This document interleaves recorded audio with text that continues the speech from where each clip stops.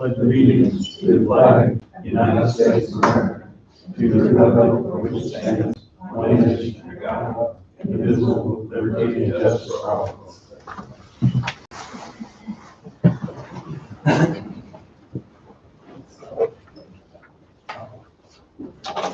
First order of business, please approve the minutes from last week. I'll make that motion. Second. Move, Jesse, second. Any discussion? Is that both sets? That's what I was looking for. I only see the one for some reason. But maybe one. Okay, I'll, turn off. One where we signed vouchers, not in. No, it is not.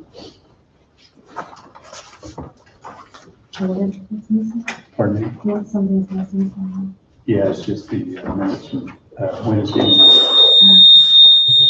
Signed vouchers. Thank you. Okay, all right, we can do that later. So, approve Monday's minutes for 26. If I remember right, Tim moved, Jesse seconded. All in favor, say aye. Aye. Motion passes 5-0.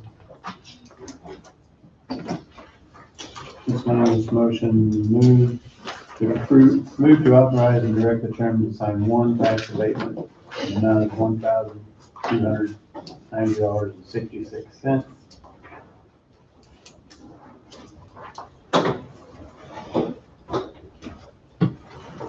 That's in my district. I'm getting a real clarification as to why this seems to be going on quite frequently. It's a downtown building, there's lots of reasons for that. Yeah, it states that it was previously a taxable entity, but now it's exempt, but maybe something school has purchased.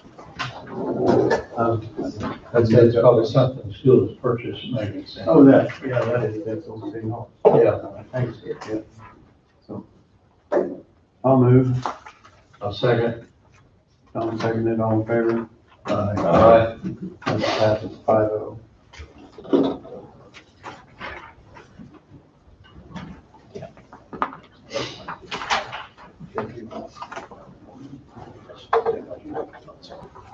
That's pretty much it for that.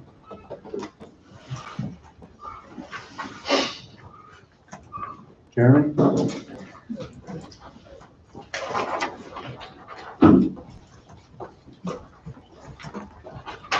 Morning. Good morning. How are you guys? Good. Got a good sound system going on today. I think my speakers. Change your battery, let's see. And my back end. Just wanted to give you guys a few updates for the hospital. Question was asked last month about the second round of our PPP funds. I wanted to make sure that you guys knew that we had applied for those but didn't qualify just due to not receiving 2% of our annual patient care revenue. So that we had already received more than 2% of our 2% revenue. So that funding was just for those who had not received that much at that point. So because of that, we didn't qualify. And then there was a round 3 as well. And of course, since we haven't even spent the amount we got in our first round yet. So that round 3 was just for those that had gone through round 1 and 2 and still needed additional funding. And we haven't spent our first round yet, which is what we're doing right now. Is there a time frame on for you to spend it, Jeremy? So this first round, we have to have it spent by June 30th. June 30th of this year. And we're going to come pretty close to being able to spend it all, but it does have to directly correlate to something COVID related, infection control, social distancing, those types of things. And so we are working on a couple of projects that's going to chew away at a little bit of those funds. Both, and you guys probably saw in the newspaper, and if you've been up to the hospital, we relocated the emergency room over to the south side. We're working on basically some a facelift of the inside of the emergency room and the clinic check-in. Those are pretty cosmetic flooring, some cabinetry, some officing so we can do some social distancing when you register. I know that there's been some issues that came up with HIPAA compliance when you check in at the clinic, and we want everybody to have privacy whenever they come in and register, check in at the clinic. So they're gonna have the option to have kind of a little bit of a check-in area where everybody doesn't have to hear why you're there whenever you come in. So that's gonna be beneficial. And then the ER, we've got 5 trauma bays in there, and 2 of those will get a door put on those so that they can have a little bit more privacy in those as well. And one of them will be a negative pressure room so that the airflow can be, if it's a COVID or a TB or whatever it is that comes in, they can be in that negative pressure room. It'll be totally separated air control system for that particular room. And then we won't have to worry about the turnover to clean that room. So that'll be positive changes on those 2 departments. I did want to mention to you all that Medicare is starting to recoup the accelerated loan payment that they gave us. That was aside from the PPP loans.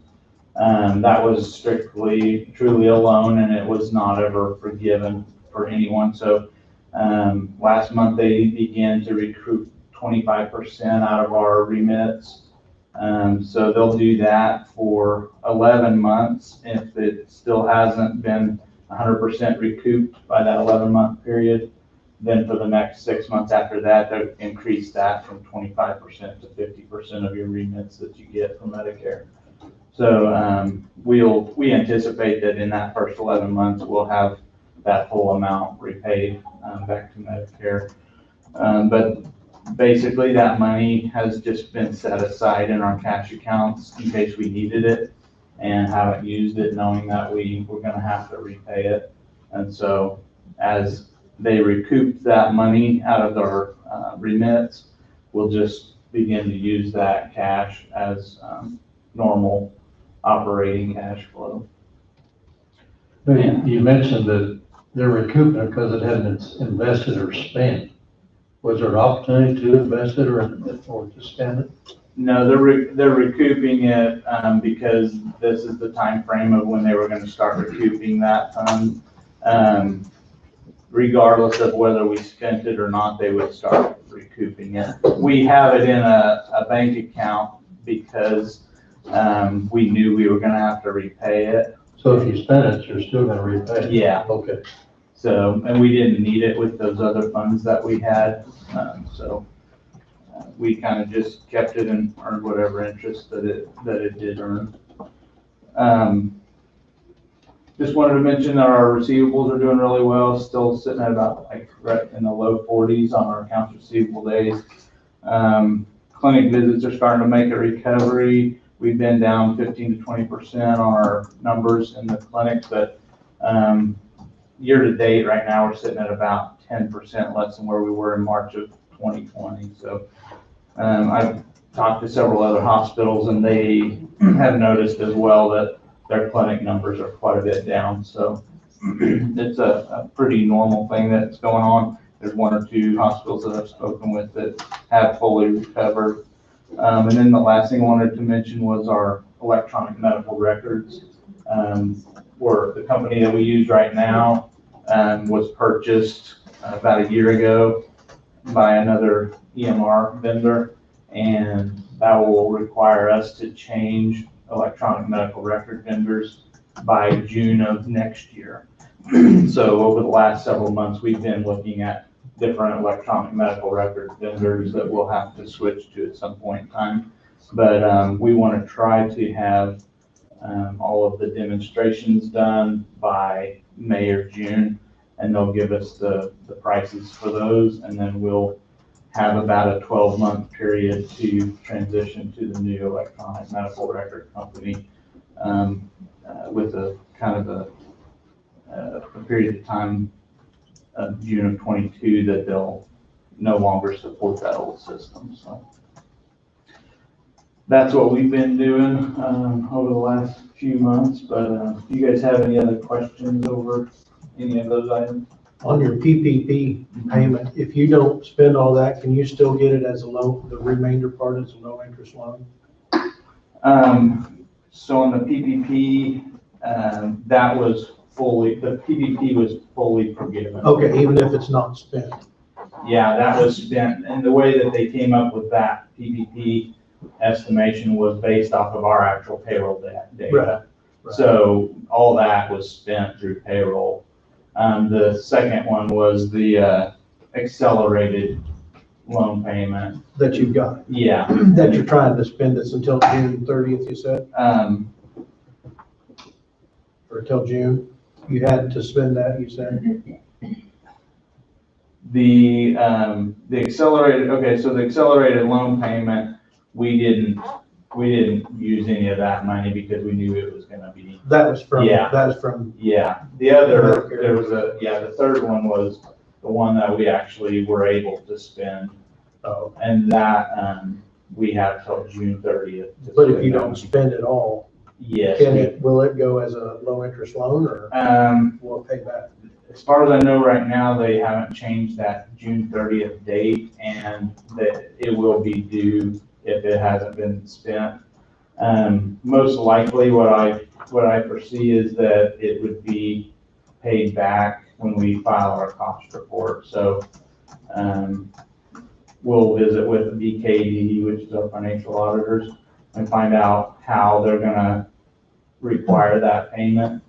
But I think the only way that I could see that payment taking place would be through your cost report, because they're gonna have to analyze all of your expenses and find out what is truly a qualified expense. And then that will, so probably it'll be next year when we file our 2021 cost report. We're just in the midst of finishing our 2020 cost report right now. So, yeah, that's a good question, and we'll find out some more information on that, but we may be able to get to hang on to that remaining money that's not spent for another year. It might move the date a month or two or three out Yeah. also, you never know what they might do. Yeah, and my hope is that they might maybe move it to 12/31 of this year, and then that might give us an opportunity to use the rest of it and not have to repay it. So, good question. Anybody else? Appreciate that. Yeah, thank you guys. Thank you. Have a great week. Good week.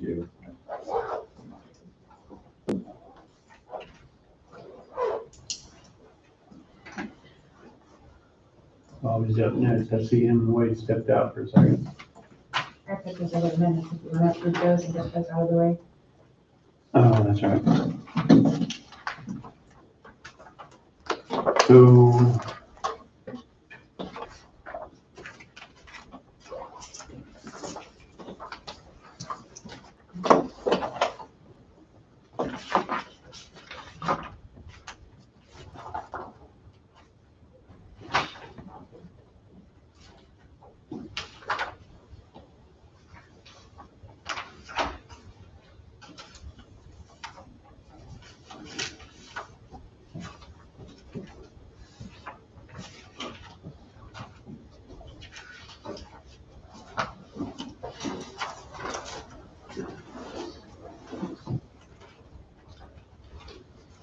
These are Mondays, aren't they?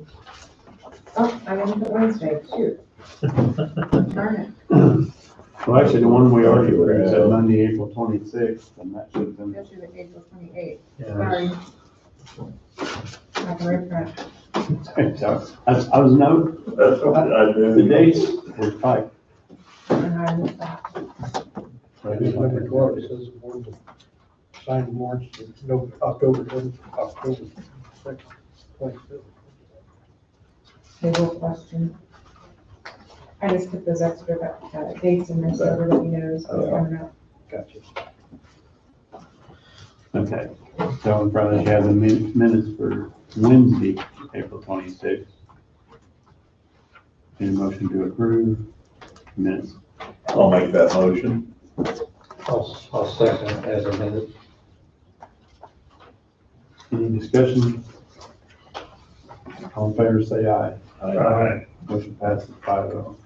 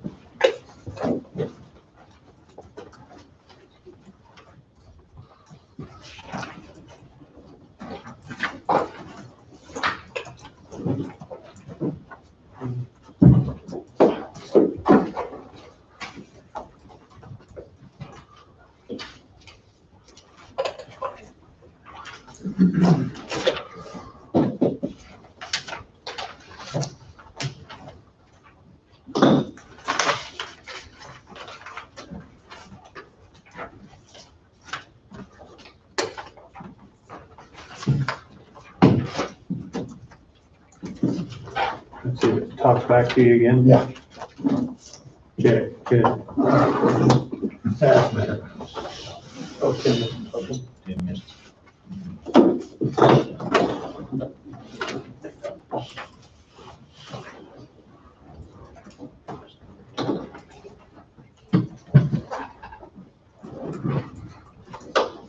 We're just about ready. It's everybody. Sorry about With the that. battery. Ready.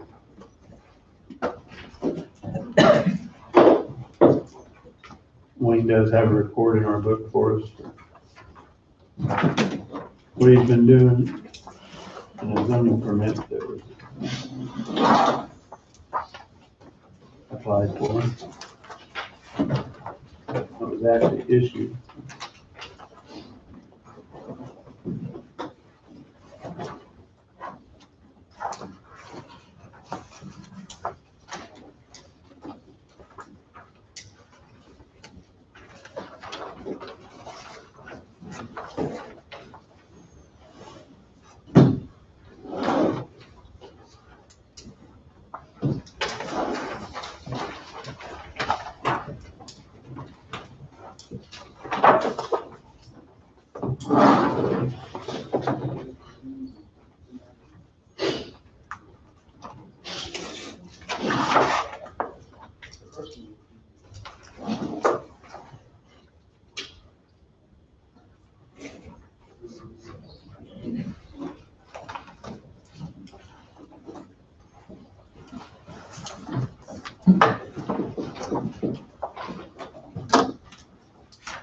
Bobby?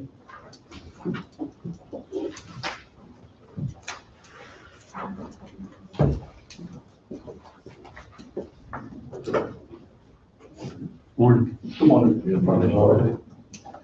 I would request that the commission meet with me in an executive session regarding land acquisition, As well as, as well as, I think, do you want to split it up?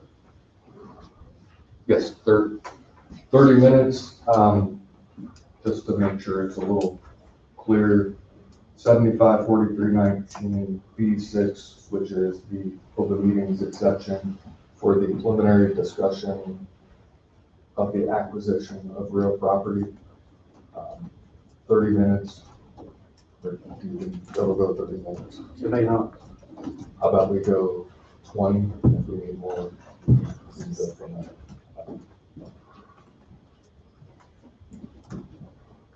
Myself, Economic Development Director and the board.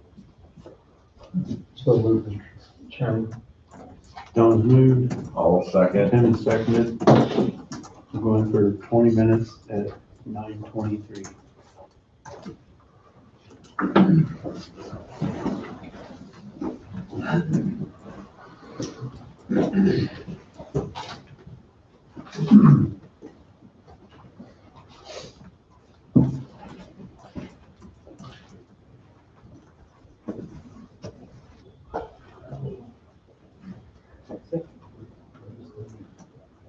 Yes, and I do apologize. You tried to make sure that she said, Oh, she was here earlier, and then I said, they weren't gonna have you until 10:30. That's what they said, so she didn't. We're here with, Carol, and Carolyn. She's our lawyer in Greenville County, sorry about that. so they were coming to learn more. It's like the other night. These cameras will stay live. And they're, isn't the YouTube live, so you're picking up anything you say. So, I mean, you whisper, just a warning.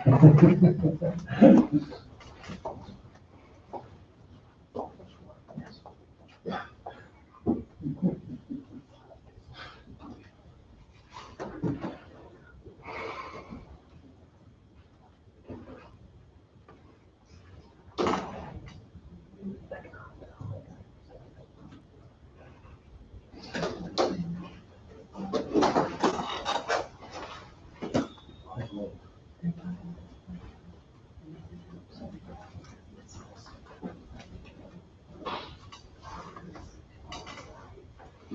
Oh, Executive.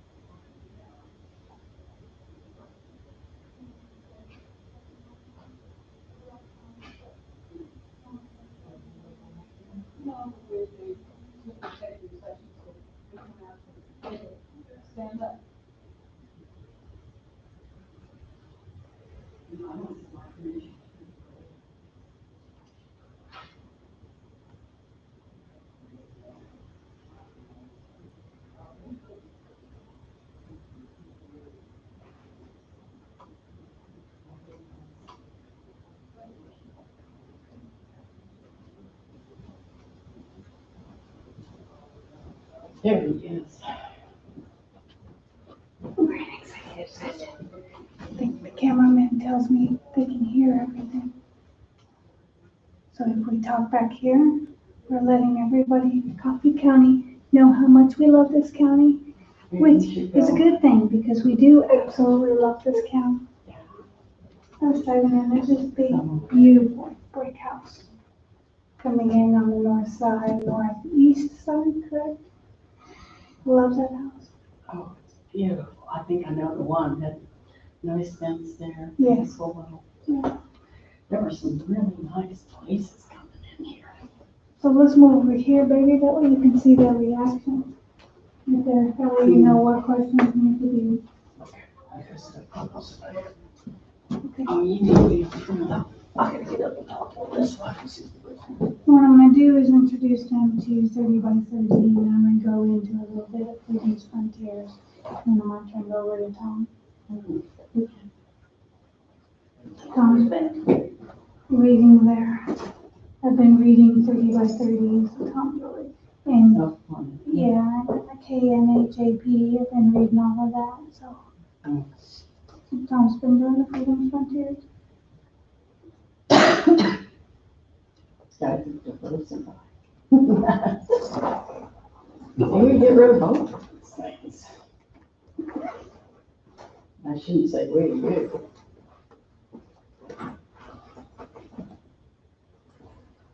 I haven't seen the agenda as to where we're at on it.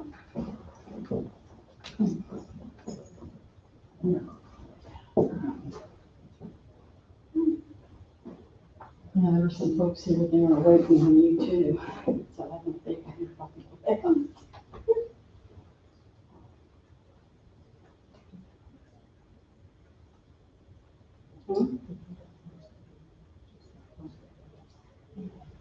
That's what she said.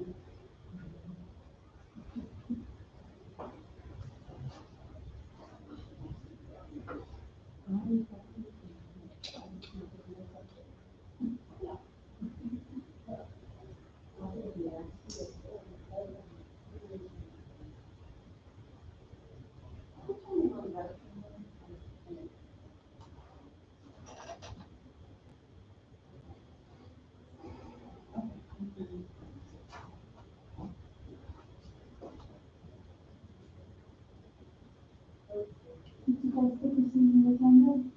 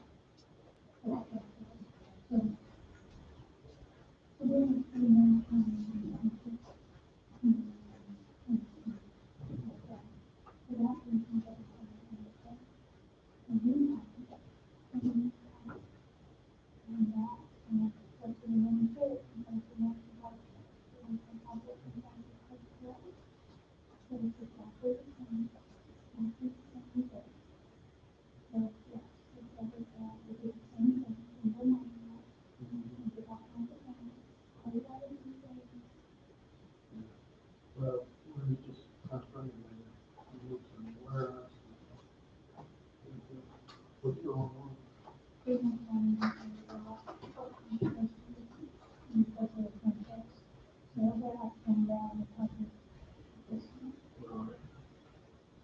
then also that closer to, I see that. I think we're concentrating on taking that down. But, whatever, stuff. Look at that, until Ryan comes down. Sure, a lot of people don't know it is, you know? Part of it. That's purpose, I read it was on everything else I can do on this part. It looked like an ended. Look at the one that in one line, and this time, I read.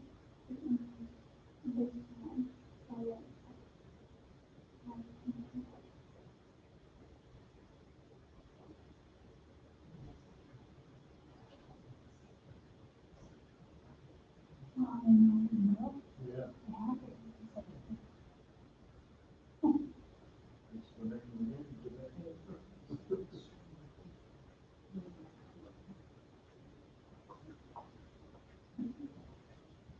Not sure if it's from I think I've seen it in that one. Really? No, Got it from Phil.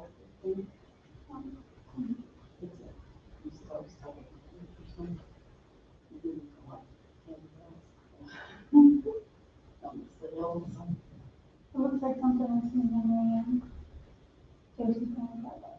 On the little dog. I did not compare them in horrible shopping.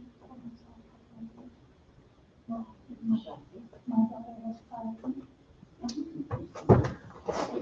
I'll spend money.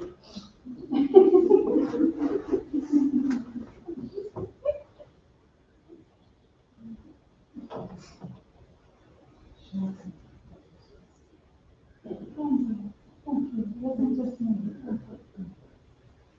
I have at least 4.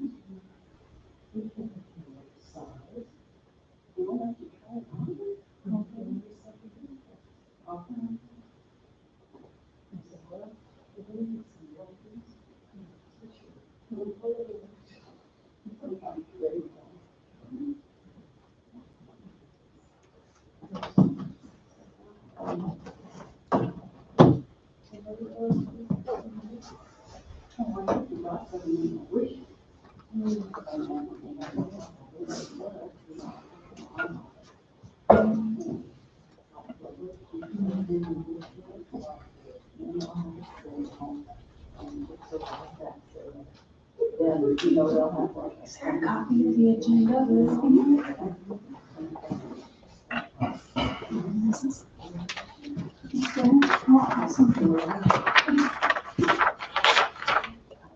Thank you. Thank you.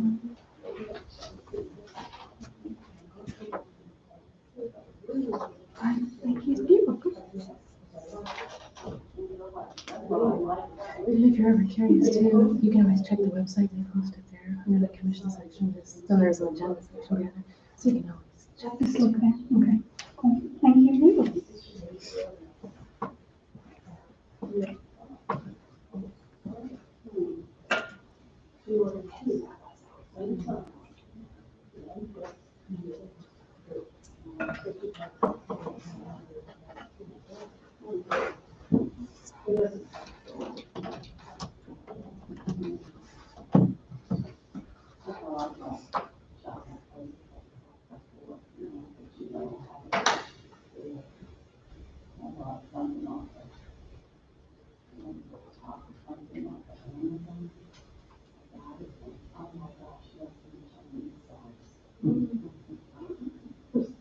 No way was ever even close.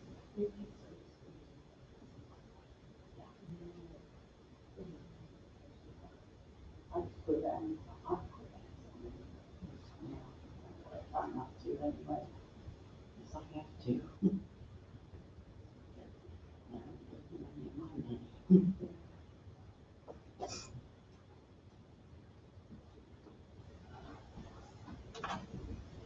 Still studying.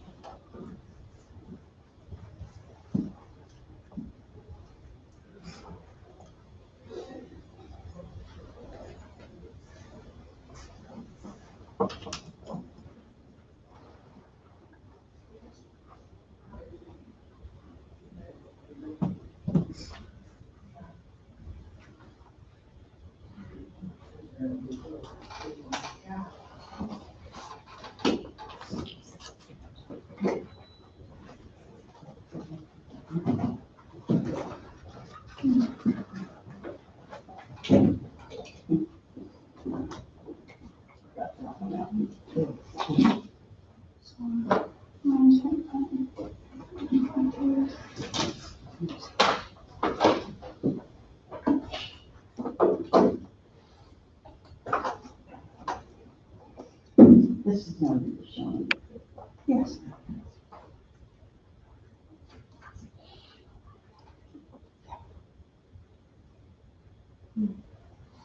Nothing bad.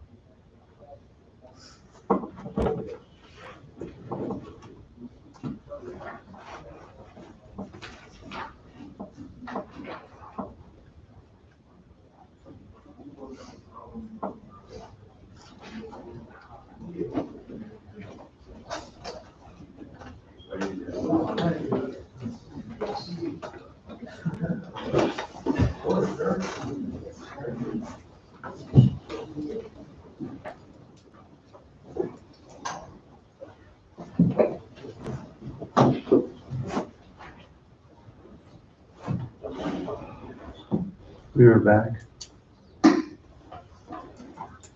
Good morning. I think Wade wants 5 minutes. Oh, The rest is 40 minutes for his funeral.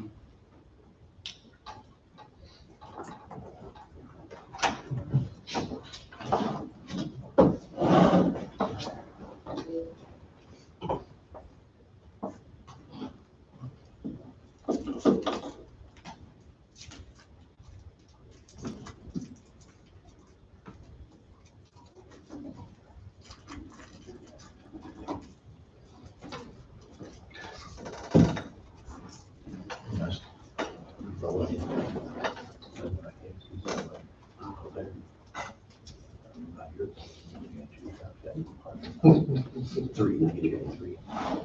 Yeah, one of them there all the time, the other two were. Two random, and then you have one pneumatic surgery, and then you have one tractor. No, my spare trip. At least it went off in that case. Yeah. It should have parked in there.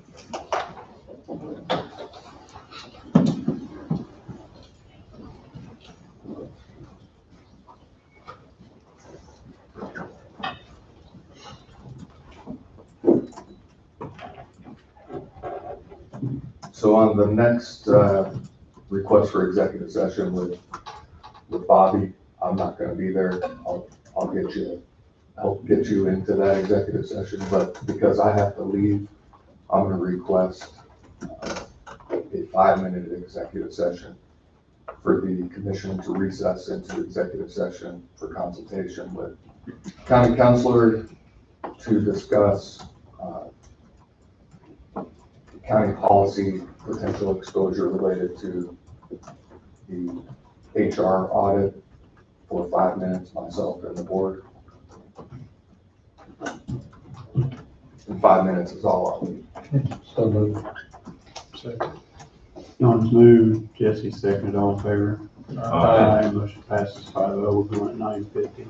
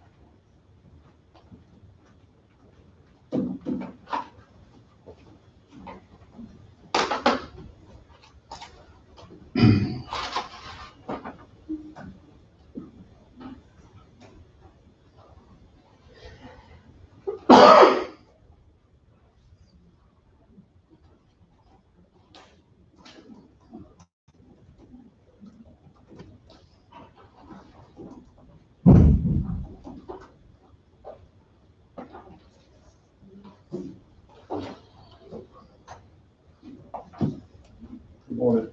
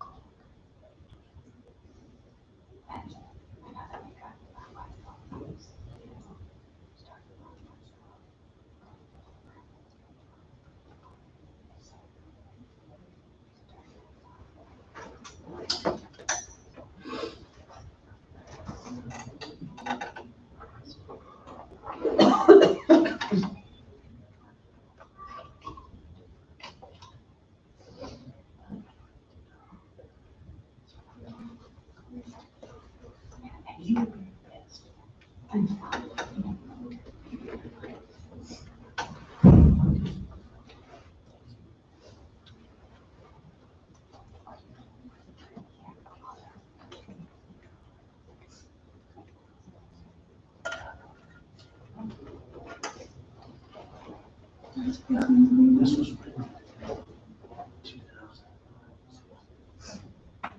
I'll show you. Well, all of 2006 when I pressed. 2006,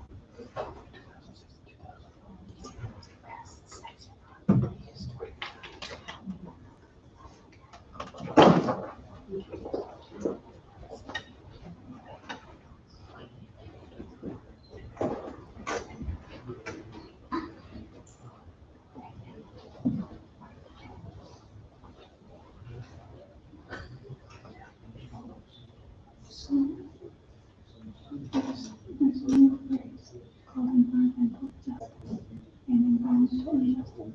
So I looked it up and it has a definition under the EPA. And they actually tie the environment to racism and claims that Martin Luther King marched on behalf of the country.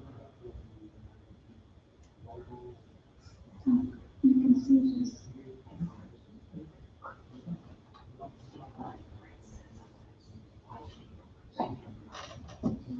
It's in here's the thing. So this is the main argument right here on the top paragraph.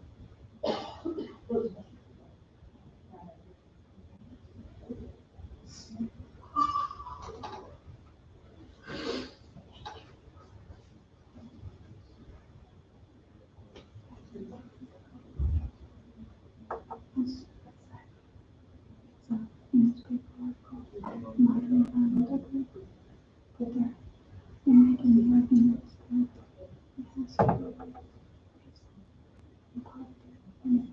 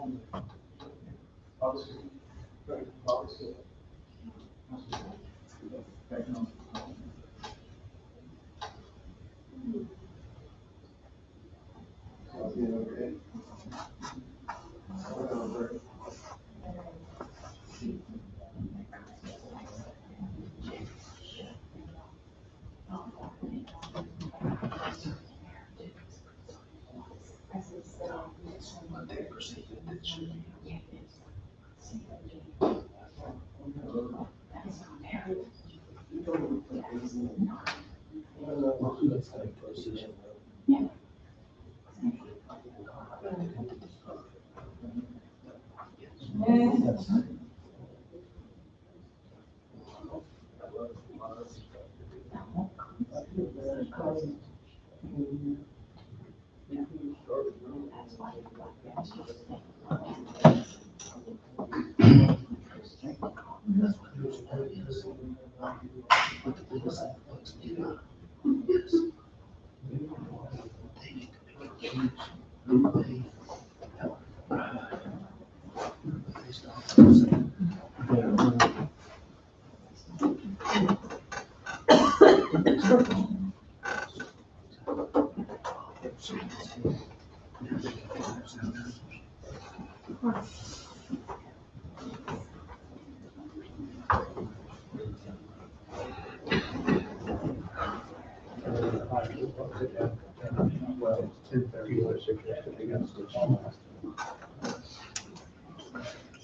10:30. Yeah, I wouldn't think it'd make any difference. If all of our people's here.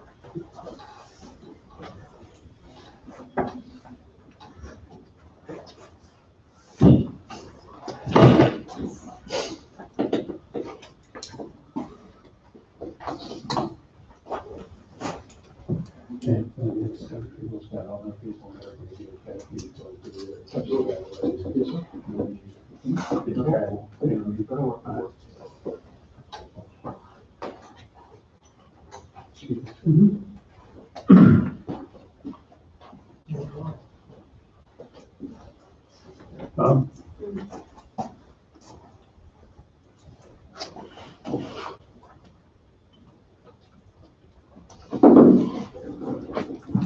Angel, that's you? Yep, that's me. Okay.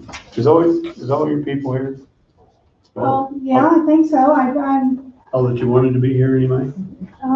I think there's some people that I wasn't expecting here this morning. So Okay. the meeting is about all y'all, so if you're all ready, I'm ready. Well, we can go ahead and do it now unless you need a little more time for people to arrive, because we did switch you last week to 10:30. But I spoke to Economic Development Director, and since he's already in the building and most of you traveled, letting you go ahead and present what you want to present, and then we'll move on. Sure, I can do that. Okay. I brought homework for y'all. Oh, yeah. Sorry. We never had any of that. Never. Thank you.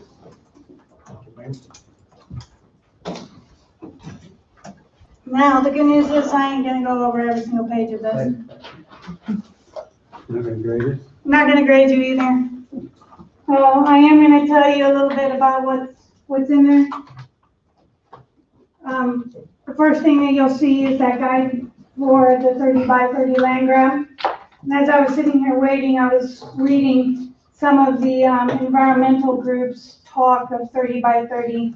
And they're talking and excited about a 30 by 30 resolution that's going to be introduced to the California legislative floor, because they think that it's not just nationally 30%, but they think that each state should take the initiative to save and conserve 30% of the state. What we know about 30 by 30 is that it talks about only 12% of our nation's lands and waters are in conservation. If you pull out that big map and you particularly pay attention to the western states, it's actually about 28% before you even start talking about conservation easements. So we're a little worried about what their interpretation of 30% is, given that their math tends to be a tad bit off.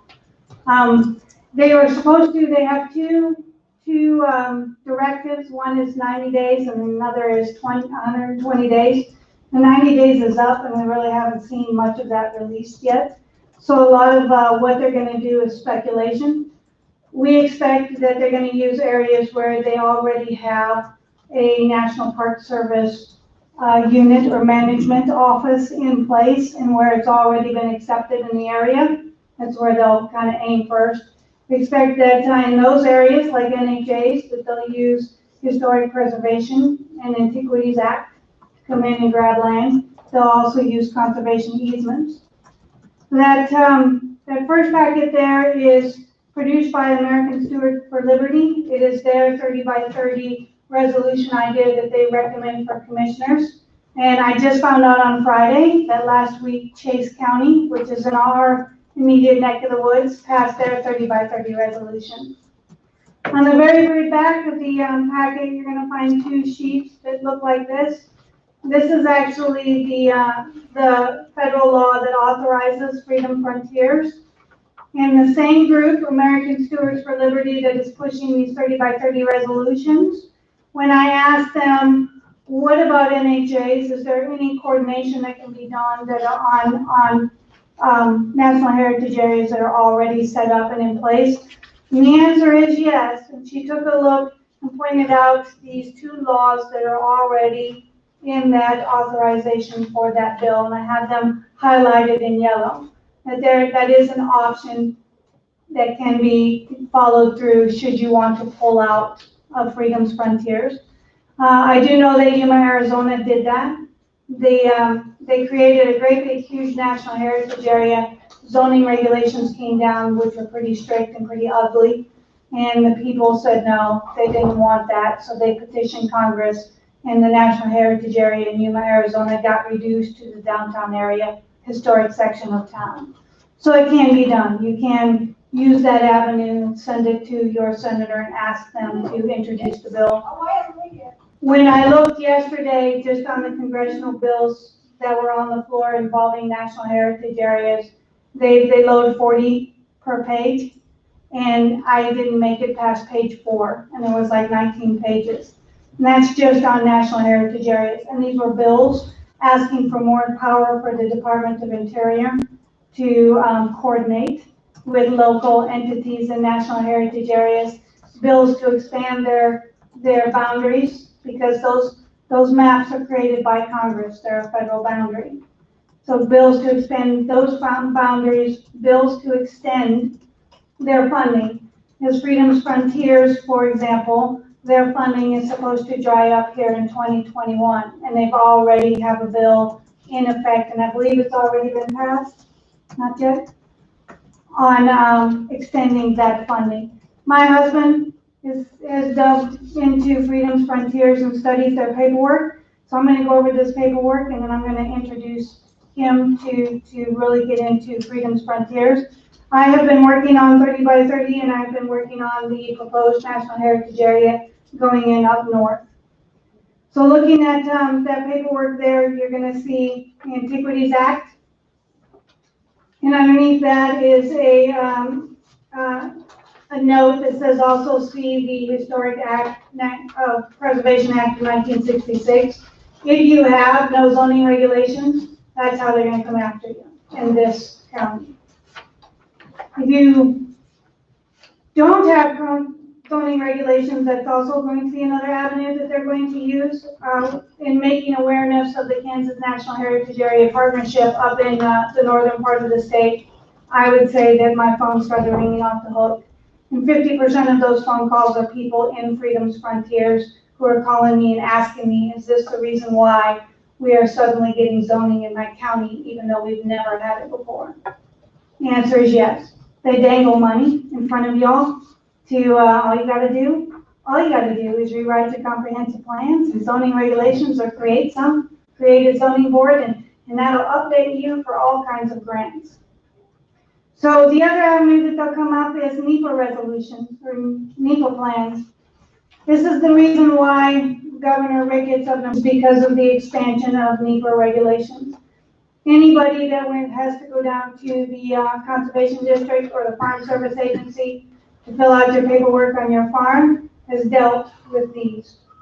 So this is just going to expand that in everything government related as much as possible. You may, because you already have Freedom's Frontiers, you all may already be dealing with it and don't realize.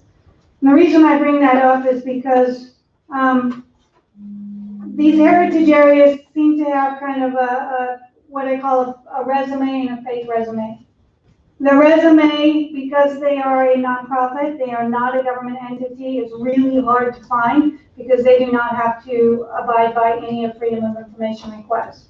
The only thing that we can get is from the National Park Service in that one-sided conversation. what we found is a lot of these partners and stakeholders tend to be anti-agricultural groups, such as Nature Conservancy, Audubon Society, Sierra Club. They share a lot of board members. If you go through the paperwork on in the appendixes on the website for Freedom Frontiers, you'll see that they work very closely with Fort Riley, Kansas, and the Flint Hills Regional Council. And they're all about expanding and creating buffer zones around Fort Riley, Kansas. When I first got into this issue was through Lyon County and that attempt to ban barbed wire fences over there. And initially I thought that this was an attempt to grow Tallgrass National Prairie in Chase County. And it looked like they wanted to create an entrance park at Emporia in Manhattan. And they literally zoned everything outside of the city limits of Emporia as a park, literally. When I hired a lawyer to go over the zoning regulations, he told me, he said, Angel, I cannot prove in court that there's going to be a U-Haul truck at the end of your driveway loading you up to move you off your farm. He said, but I can prove that those commissioners are stupid. Because agriculture, you get at least some taxes. Parks pay no taxes. So that's how good of a lie that they tell. Not that I'm saying that the guys over there are geniuses. In fact, I'm kind of tempted to move over here. But they tell that good of a lie, and it's up to you to be on top of it. One of the things that I noticed going through Freedom Frontiers paperwork is that they have Coffee County down as being someone that funds them. And if you look at their budget, they primarily start with federal dollars. And their goal to be self-sustainable, that they call self-sustainable, is to have all of that funding from counties and municipalities. So it's still taxpayer dollars, it's just not going to be federal. Their self-sustainability is to make it locally, which ironically, not one National Heritage Area, not one has become self-sustainable at all. So it gets to that whole, what is the rate of return on that?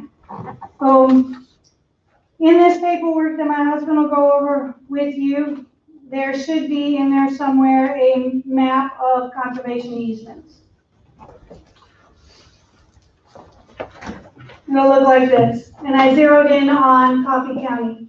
Coffee County is highlighted in yellow. And down there is kind of the whole region. All of that blue on that map is conservation easements. What it doesn't show you is private conservation easements from Nature Conservancy, Farmland Trust, American Land Trust. This is all just federal and some state conservation easements. And Coffee County is faring pretty good for having, a big reservoir and wildlife area there. You don't really have any federal conservation easements. But if you scroll out, you'll see where they're concentrating on, and that's around federal land and along rivers. And that very next page, stapled to that, is off of the Secretary of State's website, and I use just the Nature Conservancy as an example. That is the land that the Nature Conservancy owns. That's not conservation easements. That's not what they are pursuing. And I should mention that 2/3 of Nature Conservancy's budget is spent purchasing conservation easements. The bad thing about conservation easements is that they can be traded, bought, and sold, just like grazing rights or land. So if you get into and I'm not talking your temporary ones or your CRP land, we're talking the forever conservation easements that you are granting permission for somebody else to regulate your land. That's the type of conservation easements that I'm talking about. That can be bought and sold. And usually what happens is that those conservation easements then gather up enough that they then donate it to the National Park Service. That's exactly what's happening around Tallgrass National Prairie. Tallgrass National Prairie, 10,800 of those acres are owned by Nature Conservancy. Only 34 acres are owned by the federal government. And if you scroll into that map, you'll look just to the east and you'll see a great big, huge chunk of conservation easement land. And I'm told that they just picked up another 14,000 acres. So once that gets big enough, and once the Congress and the right administration comes along, they'll donate that either before or after it's been designated a bigger park. once those conservation easements go in, they come off of your tax record. So I'm quite proud of the fact, I'm telling you guys, I think I want to move over here. I'm quite proud of the fact that you have little to no conservation easements in your county. That's pretty rare. So I will turn it over to my husband, who can tell you an awful lot more about Freedom's Frontiers. If you have no questions for me on the 30 by 30. I've noticed the National Geographic had a lot on it, pro going this. You know, the crazy thing that I noticed is the, so I'm a literal thinker. I'm all about literal. When we started this mess over in Lyon County, they kept using words like agricultural landscape and open space and green space. And I'd go into Sam Seeley over there and I'd say, what does that mean? And he'd say, oh, it's just a new way to describe your farm. No big deal, Angel. They're just words. So I got curious and I jumped online and I looked for the definition. The definition of open space by our federal government is wildlife habitat. No people. That's all the riparian areas along every creek in every county. They're earmarked as wildlife habitat. When you get into the FEMA documents and the farm documents, the money that they're giving farmers to clean riparian areas of brush, congratulations, you're helping them determine where you're going to put trails. Trails is a very, very big part of this. If you look at Lyon County, they have the rail trail going through North Lyon County. They had mapped trails all along every creek and waterway to tie into that. And that's what I'm hearing in Freedom's Frontiers neck of the woods, that there's a big push for trails. If you get on the Trail Conservancy site, you'll find that they've got them all the way up from Omaha, down through Kansas City, all tied into Katy trails, just a huge trail expansion. And there's federal grant money under the Department of Transportation to pay for this, but I haven't seen any money on maintaining them. Eventually, somebody's going to maintain them. How much is it following the Flint Hills? A lot. That's what. A lot. So I couldn't figure out, when I first got into this, I couldn't figure out what the deal was with the Flint Hills. And then I couldn't figure out why we don't have an NHA over us. Why do we have just a regional council? And I think, I don't know for sure, but I think it's Sibyllis's moratorium on the Flint Hills that's kind of keeping the NHAs out. But they're coming at us through a regional council. There's counties like Dickinson County that I feel sorry for. Not only are they close to a base, but they have 2 regional councils, an NHA, because they're part of very close to Freedom's Frontiers, and another one going in right on top of them. Those guys are under attack. Geary County up there has adopted the ridiculous regulations that were introduced to Lyon County. So it's not an isolated thing. If you looked at our comprehensive plan, you would see that they bragged about it in the plan, that they want to eliminate agriculture and industry and replace that with tourism and energy production. And the most strange thing about that is that I got a hold of the housing study and the housing needs study for the whole Flint Hills area region. So that covers Manhattan all the way down into Oklahoma. And they decided that industry is bad because when an industry closes, then the unemployment rate's too high and there's too many people scrambling for jobs.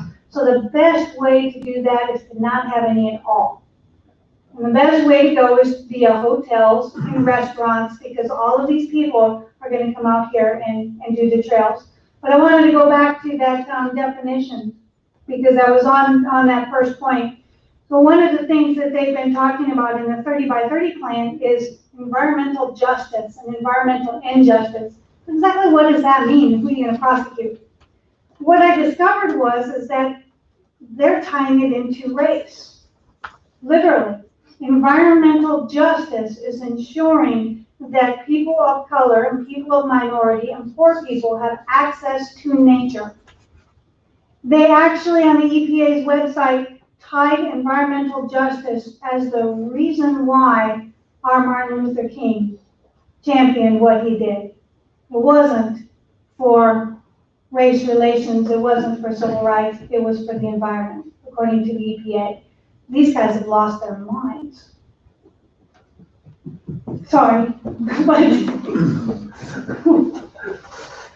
financially, you know, when you look at these national heritage areas and even the Flint Hills Regional Council, you think, where are they getting their money and who's gonna pay for all of these ideas? They don't care where it's coming from. They just want it implemented. They're not thinking about, one, how it's gonna be paid for to go in, and two, how all those maintenance costs are gonna come up. Oh, the biggest thing that we've been asking is where's the rate of return? Who's getting the money and where is it going and how is it being used? And my husband can get more into that on the Freedom's Frontier. Yeah, you come on up. This is my husband, Tom. He got a big, he got a big stack. That's your management plan. Good morning, I'm Tom Cushing, I'm Angel's husband. Usually I'm the one in the background doing all the other stuff, funding and travel and whatever. What I have here, this is their management plan that took them 3+ years to put in place after they were designated as a national heritage area for Freedom's Frontiers. And there's a few excerpts that was pulled out of section 4 for you, and she kind of already went over them. It really, if I can find them again, in a nutshell, their plan, there you go, is to basically put in place a control, the entity, and they want to control what is designated, how it's designated, who receives the funding, and they want to determine the winners and losers. And the way they do that is through grant money that they receive.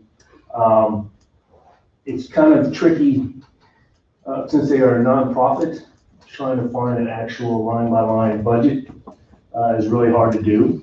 Their webpage for an agency that was established in 2006 and is about to reach their sunset. That was October of 2006, so October of 2020 is their 15 years.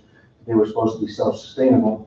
Currently, as of 2019, 54% of their budget funding comes from local and state governments. So that's either cities, counties, or Department of Transportation, Department of Wildlife and Parks, for both Missouri and Kansas donate a lot of money to them. 47%, or 54, it's like 42% of their budget is from the being designated as a national heritage area. That act that enabled them, the money that the National Park Service gives them to operate and do whatever they determine that they need to spend their money on. That is tied to, in the actual regulations that was written, that money is not supposed to go towards the purchasing of land. But any additional funding they get in, there are no restrictions on it. So it's kind of interesting when you start digging into the conservation easements and stuff that they've purchased through land trusts and other agencies.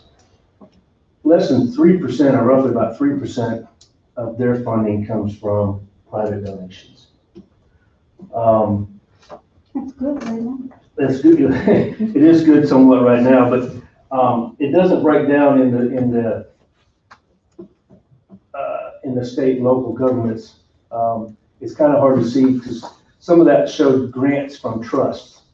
And so is that really a local government, or is that another non-governmental agency that's getting the money? It's really hard to dig into their actual finances. But what I can tell you is from 2006, when they were enacted, it took them almost 11 years just to get signs up that around their perimeter showing that you are now entering a national heritage area. There's one along 35 over here as you come from Lyon County into Coffee County. There are several on 177 and 77 as you're going north towards Gary and those counties over there. And I'm sure there's more of them. But they were just tickled pink that they finally got them done after almost 11 years. And they've been paying a guy on their staff $75,000 a year, and that's all he does is signage. So it, to me, it's not any, it's, I don't mean to say this bad about government, but it is a, I spent 25 years in the Army. You know, our budgets were based off of the previous year's budget, and if you didn't use that money, you didn't get it the next year. So a lot of times at the end of the season, year, before the next fiscal year, you would see people spending money just because you didn't spend it, you wouldn't get it the next year. It's not, if a company, I manage a company over in Emporia, and if a company operated that way, we'd go bankrupt, you know? So this, if you look at it from a financial standpoint, it's all about moving the property from the control of individuals to the control of the government. And they do that with our taxpayer dollars. You know, 97% of their money is our taxpayer dollars that is affording them the opportunity to put in place what they want to do. And they say in here that property rights are important and that they are not going to infringe on people's property rights. But then again, you go back and you look, and one of their main goals, which is on that section 4-4, we will work with enhance, sustain, and preserve the unique culture and historical assets within our nationally important physical and cultural landscapes that foster these stories. So they're wanting to pick out what properties and what assets, I mean, are important to them, all right, and they want to preserve them. It goes into say, we will work with regional groups such as land trusts, environmental advocacy groups, and environmental agencies to protect key historic and ecological sites that support the heritage area stories. Well, if that land is privately owned, how are they going to manage it and protect it? And the only way for them to do that is how she was talking about, through conservation easements and purchasing up the development rights. When you give up a conservation easement in perpetuity, you're giving up the development rights of that land. Someone else gets to decide what you can do or not do with your land. And when you give that to environmental advocacy groups and land trusts, basically, you're just affording them the chance to purchase that land and designate it as a national park. That's their final goal. When you get into reading, it's a very hard, long read. I spent 2 weeks reading this management plan. And it's just trying to get their thought process and what they plan to do. Best I can designate it is they want to control, like I said, they want to be the ones who decide what land is important to preserve and what land they think the federal government should take control of and run as a national park. We already have within the state historical preservation offices. We already have a ton of other means for establishing important historical things. I'm on a member of a local board, Veterans Board, Memorial Board in our county, and we have raised over $65,000 and developed and built our own Veterans Memorial in the little town of Vashon. I can tell you, if you look at it and our signage and what we've done there, and you compare it to some of the signage that Freedom's Frontiers has and some of the stuff that they present on their website, we've done a heck of a lot better job of $65,000 than they've done on the several millions of dollars, because their average budget's between 1.2 and 1.3 million for the last 10 years. So private individuals, private companies will get a better return on their investment than the government agency ever will. And that's just the point I wanted to bring up. So any questions about Freedom's Frontiers? What can they do to protect this county? What can they do to protect this county? Well, like she stated in their actual law that established them as a national heritage area, it does give landowners the rights to elect to be out. It also states in there that they're supposed to notify, which it seems kind of odd that, a lot of people you talk to have no idea that Coffee County was even part of the National Freedom Frontier National Heritage Did y'all Area. know? Did y'all know you were part of Freedom Frontiers National Heritage Area? Yes, I do. I mean, they don't do a very good job of, You did? of informing people, and the reason they don't inform you, well, they inform the people they want to inform. It's the same as, I'm sure if you talk to, well, I mean, the majority of the stuff they work on is in Lawrence, Kansas City, around Independence, even down at towards Fort Scott, and we've heard from people in Fort Scott didn't even realize they were in a national heritage area. They pick and choose who they want to inform. It's the same thing they do with their grants. They pick and choose where they want to put their money. So, but by including a huge area in, it allows them flexibility 10 years from now to come back and say, well, we've determined that there is a Indian burial ground here in Coffee County and we want to make that a national park. That's where the Antiquities Act comes in. That boundary and that border is very, very important, and it requires an act of Congress to move it around. If you start reading up on the Antiquities Act, you can start seeing the connection as to why they have that boundary. It allows jurisdiction for the Antiquities Act to come into play. Like, it becomes a very dangerous precedent. So in addition to letting the landowners opt out, the county itself can opt out of Freedom's Frontiers. It has to go through Congress in order to change the border. But you can ask your representative as commissioners to have that bill submitted. Where it goes, of course, depends a lot on what the avenue is of Congress. The other thing that you can do is not fund them. I mentioned that fake resume a little bit earlier. They literally have a fake resume. And then we had this over in Lyon County as well with the comprehensive plan. They had this long list of stakeholders that were involved in the meeting and make arrangement process. And absolutely no idea about any of those stakeholders. Not one knew that they were a stakeholder, knew that the new comprehensive plan was coming in. Y'all are in there as being a county that funds them. And so the question is that fake? Do you know it? So that might be part of that fake resume. But it also could be that you're funding them without realizing it through another department. Through a historical preservation is going to be the most likely, or through an economic development plan. And I don't want to single out any of those historic guys or economic development guys because we're on those historical boards.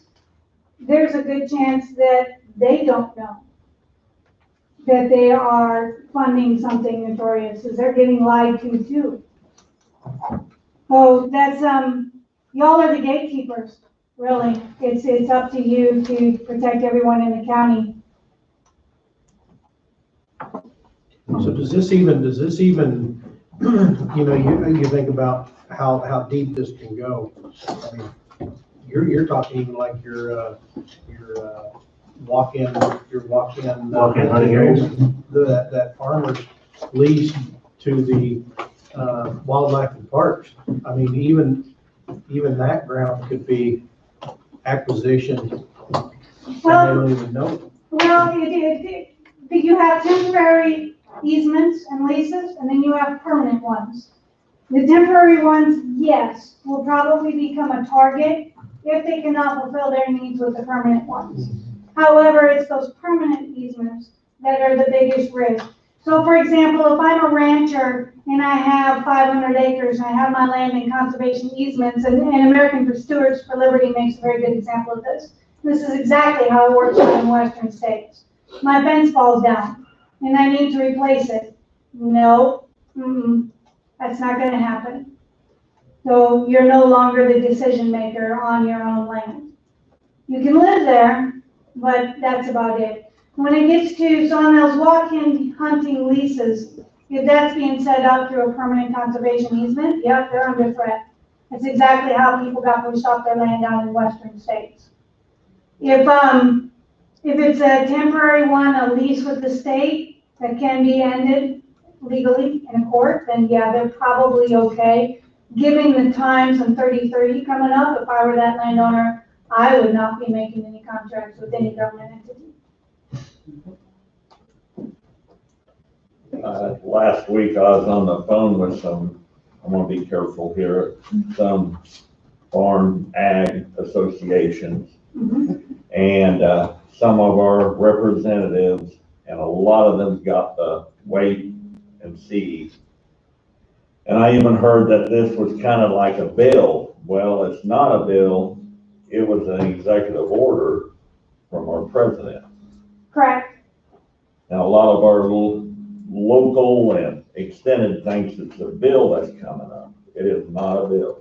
No, and it's absolutely nuts. It takes a couple hours to read, and it touches on everything in oil. I mean, I chuckle, because he's retired from the Army for 25 years, and by golly, not even the Department of Defense is safe from getting involved in the 30x30 program. So every single federal agency they can use to get to that direction without the Senate, without the House, because they sit on top of those federal agencies. They don't need the law. They've got National Park Service.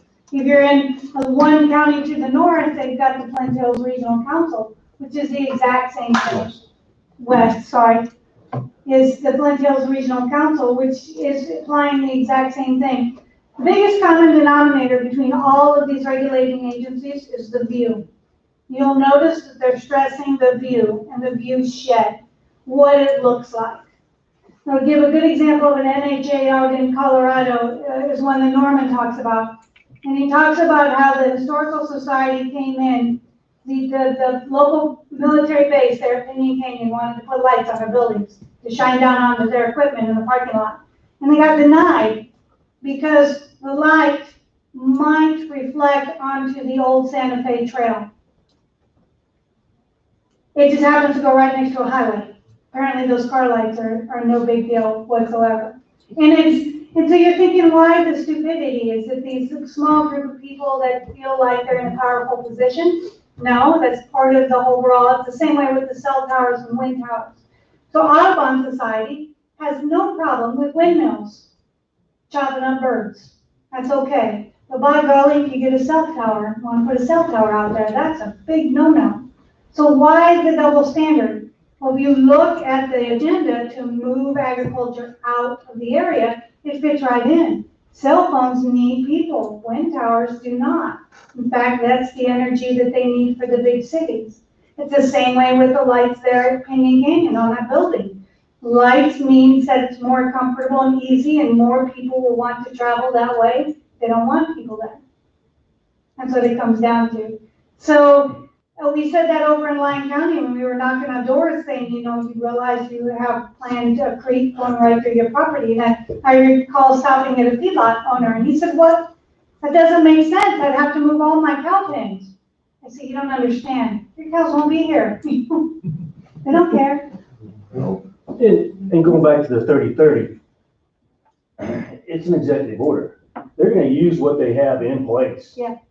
You know, they're not gonna try and do something totally new through the Senate and Congress to get new laws and stuff pushed. They're gonna use what they already have in place, and the NHA are a means to do that, because it's already in place. I mean, they already have a boundary, they already have stuff in place that can help them achieve that 30x30 goal. And so they're gonna use what they have in place. When you start talking about, what was the other aspect? Department of Defense and the buffer zones, that's the other aspect of it. You know, they've been pushing these buffer zones for as long as I can remember around all the military installations. And that's another aspect, another way that they can meet their 30x30. So they're gonna use whatever means that they already have in place, because it's easier to do that than to go back to Congress and try and convince Congress that has to go back to the constituents and say, hey, you need to give up 30% of the state. Kansas and Nebraska are both at less than 6%. It's owned by the president, yeah. Yeah, owned by the federal agencies. So, and that's the other aspect you gotta look at. If you start looking at this, if you're gonna target and try and get 30% more of the United States, are they gonna try and hit the East Coast where you have millions of people that they're gonna have to try and work around? Or are they gonna head towards the rural areas where, you know, the resistance is not as big and whatever else? So that's why it's all coming up. I mean, that's why you look, there's a big push out here in the West for new national heritage areas. I think they knew, some of them knew this was coming. Yeah, you know, that's the odd thing is when we talk about this in this area or to the east, everybody's like, no, you must have a tinfoil hat on. If I were to have this conversation with anybody in western states, they're like, oh, so we're gonna have a break for a while? So this is all familiar and known to them out west. From what I understand, they would like the size of 2 Texas, from Texas to Nebraska and up into South Dakota. Well, so you have a lot of government and private organizations that are working together, but also in their own direction. So the 30 by 30 is the first step. If you get into a lot of the environmental magazines, and the White House Initiative even talks about it. And the ultimate goal is 50 by 50. 50% of the world in preservation by the year 2050. So, and everybody says, well, once Biden gets out of office, this won't be an issue. Well, Lyon County, that was actually an Obama plan that was started in 2012. The money going down to the transportation and then down to KDOT for trails, that was started in 2011, signed on by Congress. So it managed to survive Trump. We dealt with that over in, every time we watched him do an executive order that took the teeth out of like the Affordable Fair Housing Act. Okay, that should mean that we're not dealing with this in Lyon County anymore. Yet we were. Federal agencies seem to have their own agenda and their own mind, and they seem to be above any type of bill or White House administration. The law itself is a good example. They have 2 laws in there. One is it cannot affect personal property rights. The second is that it has to be self-sustaining within 15 years. Neither one of those laws are followed. We got asked that by Senator Roger Marshall's office. What law could we write that would change this and satisfy you all? Well, they don't follow the laws they have now. So what law could you write? So we're looking at it at a state level. The states can do what Montana, and I think it's either North Dakota or South Dakota. So South Dakota is doing, and their state legislatures are talking about legislation that says absolutely no federal land without the legislative body at the Capitol to vote on it. But because of that big organization you're talking about, I'm not sure I'm going to see that at our state level. That big organization that you're talking about, there's 2 of them. The one owns a trust, very similar to a land trust, very similar to Nature Conservancy. This was news to me when I called the old timers over in Chase County around Tallgrass, the ones who remember that fight. They're like, oh yeah, that's old news. They have less than 5,000 members. Hardly any of those are probably in Kansas. Okay, but they're a very, very strong lobby up there at the Capitol. The other one shows up at these commissioner meetings. I'm kind of surprised that they're not here today. But they've been showing up at these commissioner meetings telling commissioners, just talk to Roger Marshall's office. Everything's gonna be okay. Don't make any rash decisions. I was informed when I called Roger Marshall's office that this was a bill.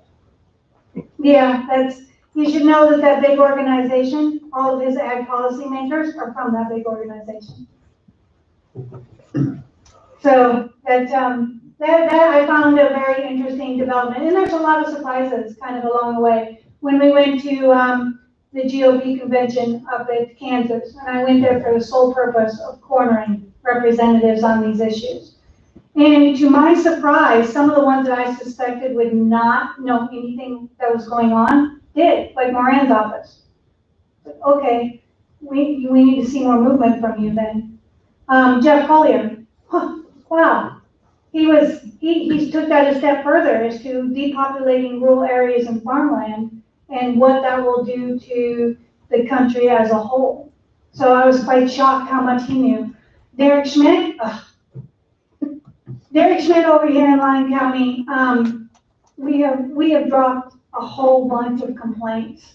Cora complaints, coma complaints. My favorite was the last Cora complaint that my government official wasn't quite government official enough to have to follow Cora.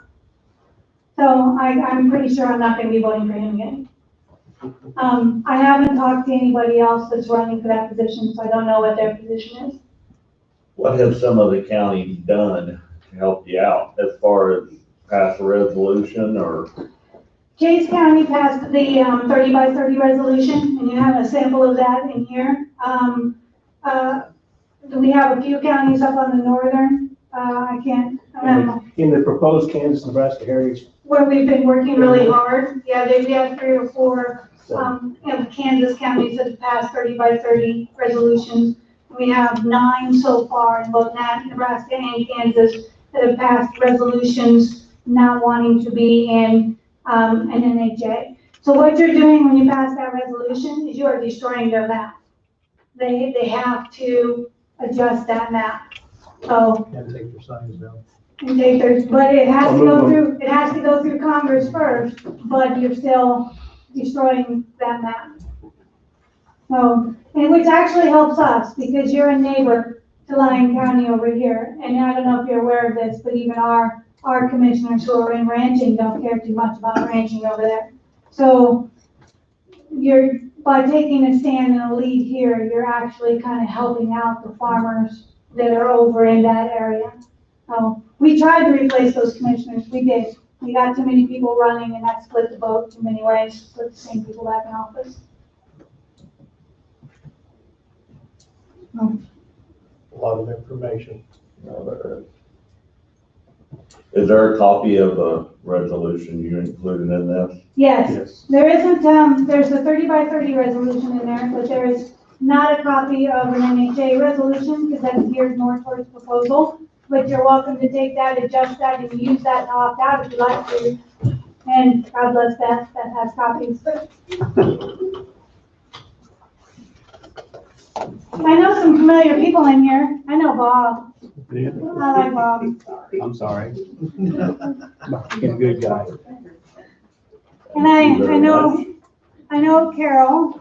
If you don't mind my saying, I've known these people for a little over 5 years now. They're some of the hardest working people I know.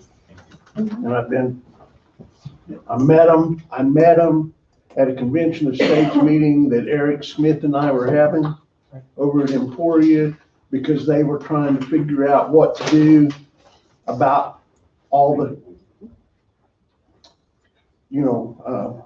land and stuff, the parks and stuff, trouble they were having out in the western United States.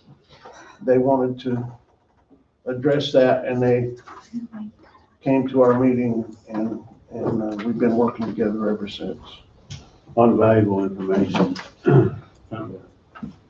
Present to Wade at least. That's what I'd like to see, present to Wade. Wade would be County attorney. county attorney.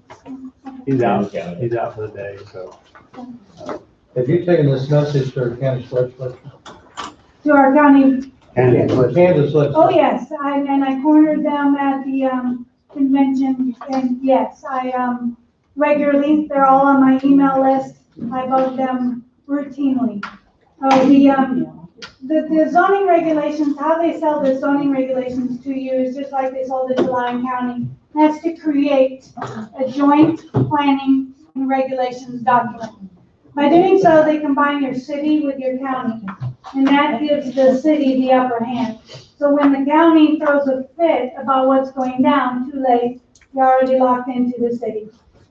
We remind the county a lot that they can still vote separately, and they are, sort of. I mean, we've incrementally knocked it down a little bit. We can at least have barbed wire fences now. But it isn't too much better. By sealing that, to give you an example, is the trails. I decided to use Beacon, which is a tax assessor website that Lyon County uses. It's, I think you all have a GIS or type system. It's that, except it's available to everybody. So I took that and I mailed a picture of that comprehensive plan of trails to every single landowner along the trails. And it just so happens that I mailed them to one of our county commissioners. I didn't realize that until I mailed that to them. And then, they decided that maybe it'd be a good idea to take the trails out of the comprehensive plan. And they sent it to the zoning board to do that. And the zoning board came up with some absolutely fantastic recommendations. The removal of open space wording and green space wording, just fantastic recommendations. But then it went to the planning commission, which makes up of 5 city commissioners and 2 county commissioners. Well, 2 on the planning commission. And that got knocked down and watered down to pretty much just the trails came out of the document. I'll take it. I still consider it a success. It's better than what it was before. However, that gives you an idea of how they seal that deal by combining. So that's something to look for. So don't let any carpetbagger come in here and try to sell you on a comprehensive plan and regulations. Joint. Or even comprehensive plan and regulations. They're all paid for. It's paid for through HUD collaborative grants or USDA grants to rewrite your comprehensive planning and zoning. They give you a list of contractors.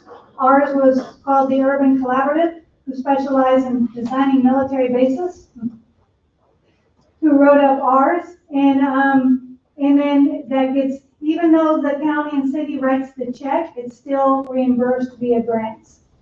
So that's usually the string, the carrot they wave is grant money. You'll get all of this with grant money. The sad fact is that you can still get it all with grant money. You don't have to write the comprehensive planning and zoning regulations first.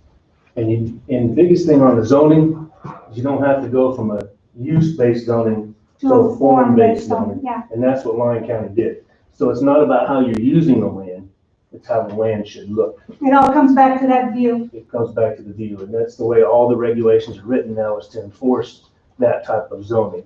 One of the things we didn't get out of it is the site triangle. So at every intersection in the county, if it's a gravel road, it's 90 feet back from the center of the intersection. You have to be able to see, nothing can be in the view between 2.5 feet and 8 feet off the ground between that 90-degree point or 90-foot point and 90 foot back on the other road. So every corner of every intersection, you can't have anything higher than 2.5 feet. Well, if you go back through our county, corner posts for fences are higher than 2.5 feet. People plant all the way to the corner. You're gonna stop planting your corn, 90 feet back from the intersection and then go across just so people can see. It's all, but it gives that determination to the zoning administrator, who's a non-elected official. He's the one who gets to determine who to pursue, towards violations of that. That's the biggest thing. It changes the zoning really from a use base of how we want to use the lands, and as the owners of the land, say, this is what I want to use this land for. If I want to change that use, I'm coming back to the commissioners and I'm saying, hey, I have this proposal. I want to use the land for this now, and this is why I want to use it for that. It's coming from landowners. Now it's coming from the zoning administrators and saying, well, this is what we think it should look like, talking about trails and all this other stuff, and that's what we're going to enforce. I asked Sam that. I said exactly, because they did use words like character and harmony. And I asked Sam, how exactly do I plant a hay field or a hay barn, determining character and harmony with my neighbor's fields? Exactly how does that work? In that regard, you see all those pictures and all of the magazines of barns with roofs falling down. So is that the character and harmony that I'm supposed to design everything around? I don't get what you're saying there. And he just kind of rolls his eyes and says, agriculture is exempt, Angel. And he's right in the very first section. But then it goes on to regulate agriculture tremendously. So and we asked, why don't you just put an agriculture exemption on top of each section then if it's not going to be regulated? And they won't do it. They absolutely refuse to. So it comes back to, it all comes back to that view is determined by somebody else. And it's usually, and I asked him that question. So does that view, is that determined by the guy from Johnson County who believes that purple flower on top of the thistle is pretty? Exactly what is their determination of the view. And it changes, and it all depends on whether or not they want your land. Really. and how much of it they want, And how they want to enforce it. and yeah. All right, we'll leave you all alone. We gave you a lot of information. That is, thank you very much. Thank you Thank very you much. for coming in. And this is available on their website, in their planning document sections. It's not very easy to find, and I think they do it on purpose, but. And they'll wipe it. We're finding that as we make these guys, as we expose them, they start scrubbing their website. So if it gets taken down, holler at me, because the first thing I do is save it all and have it all downloaded and on everything. And I've learned that lesson since. Thank you very much. Thank you. Thank you very much. Keep up the good work.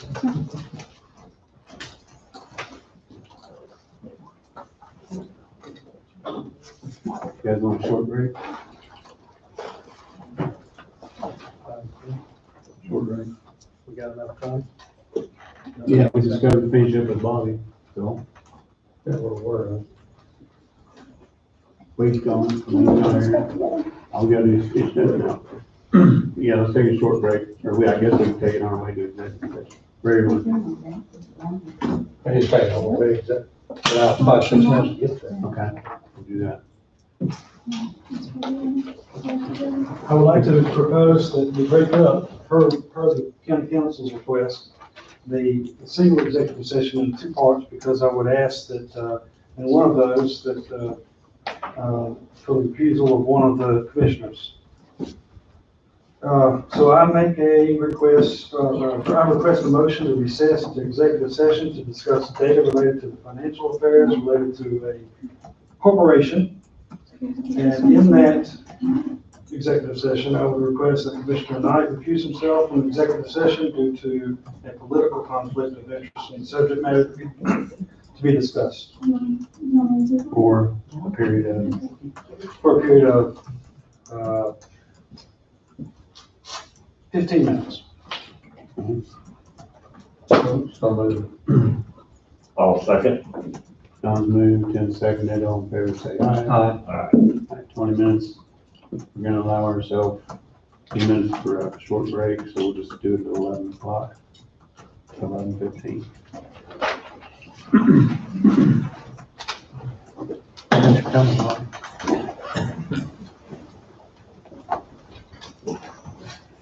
You said 20 minutes, but go until 11:15. Did he say 20 minutes? I thought he said 20 minutes. He said 15. I said 15 minutes. 15, but you were gonna do. You gotta do- Yeah, I was gonna start at 11 to 11:15, so We're putting back to 11. make sure you got everything. Right. I'll ask for a second. Assume you did. Yeah. Okay.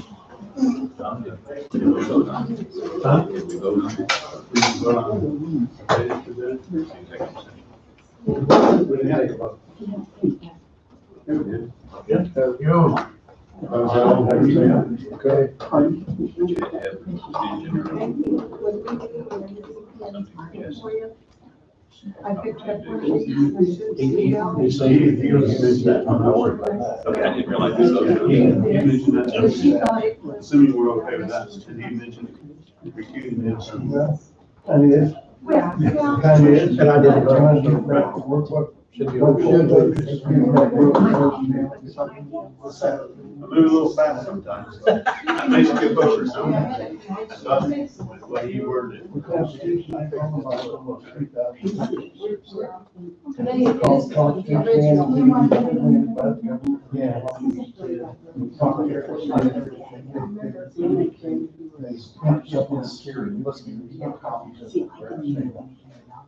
They add more changes because. Yeah, no, it's something. That was a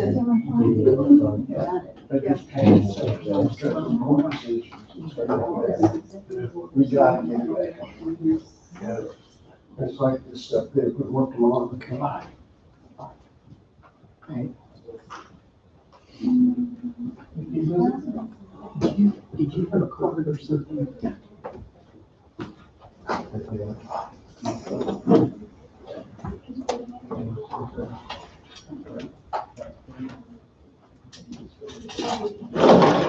Oh.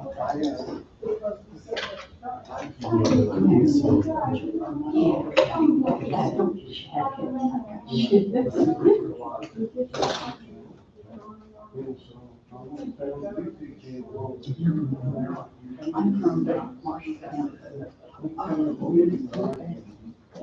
Yes.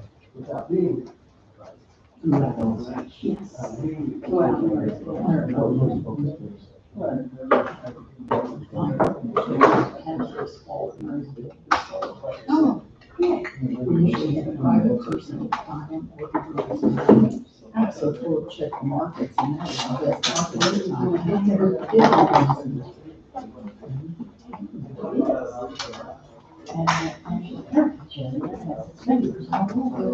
think we choose which one you would like. We got a trip, we were now our town from clear up to Lincoln along Big Blue River. Oh. So are you not in an HA yet? No, we're in that 49. Oh, you are? Oh,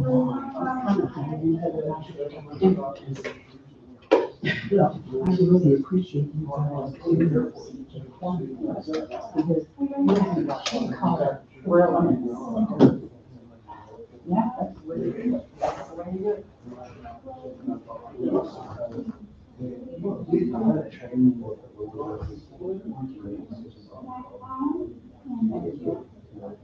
what we want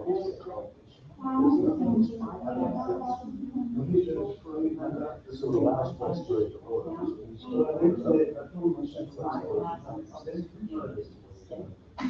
and that's what you see.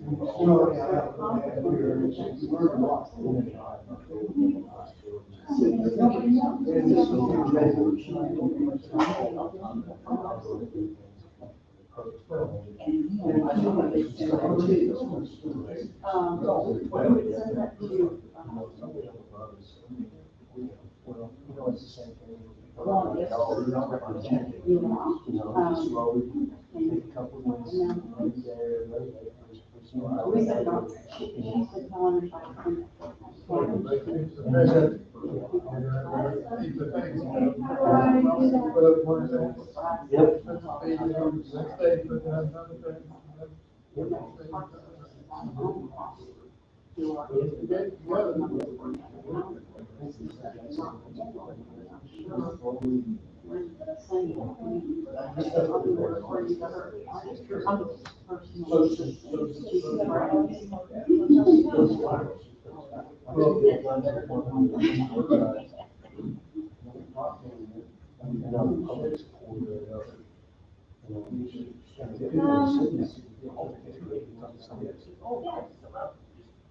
trails and I go, on vacation, you go right through the country, and they're talking about kids in schools. I've seen all the kids in schools, they need to be.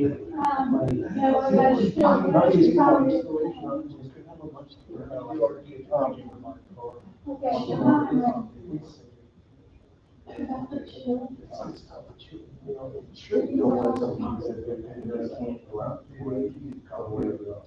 I think if we talk about the farmer, the problem is kids used to come to work. Yeah, kids used to be able to come. Society's got to the point where it's so safe for everything. You have to all have to risk safety. That's another thing. Accept risk. That's how it is. We're bad on it, and we won't accept the risk that we might lose somebody. And we're always going to be fighting defensively. We have to be able to accept this. And a certain level of risk, we have to be able to identify ways to mitigate and lower that risk, but you still have to get that risk. We got to be such a risk averse across society that we don't want kids to get hurt. You have a cup of coffee and they put on your top. Exactly, it's just, it's the, and part of that's that, I mean, that's the thing, you start looking at the health But if you system. blame somebody else, you can sue somebody for every problem. The water system is not a system of foundation. And over the liability, or $100. It's just like,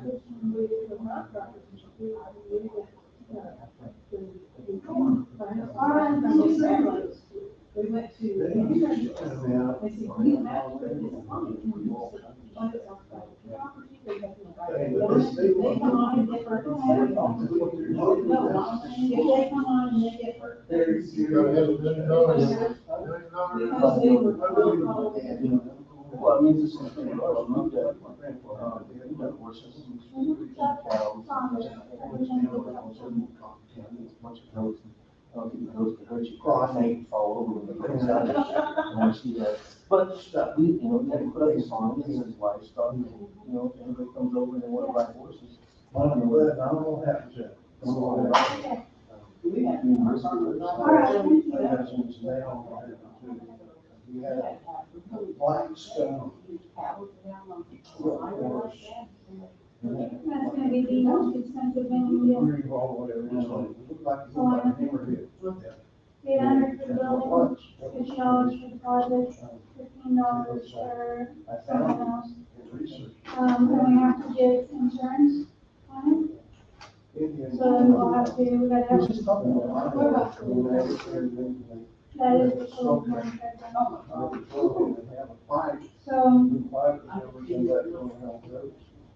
So, I'm not sure the notice, and I'm like, oh, yes. Thank you. She used to be having it. Anyway, he said he never told us to pick his migrant, he never told me his about it for quite a while.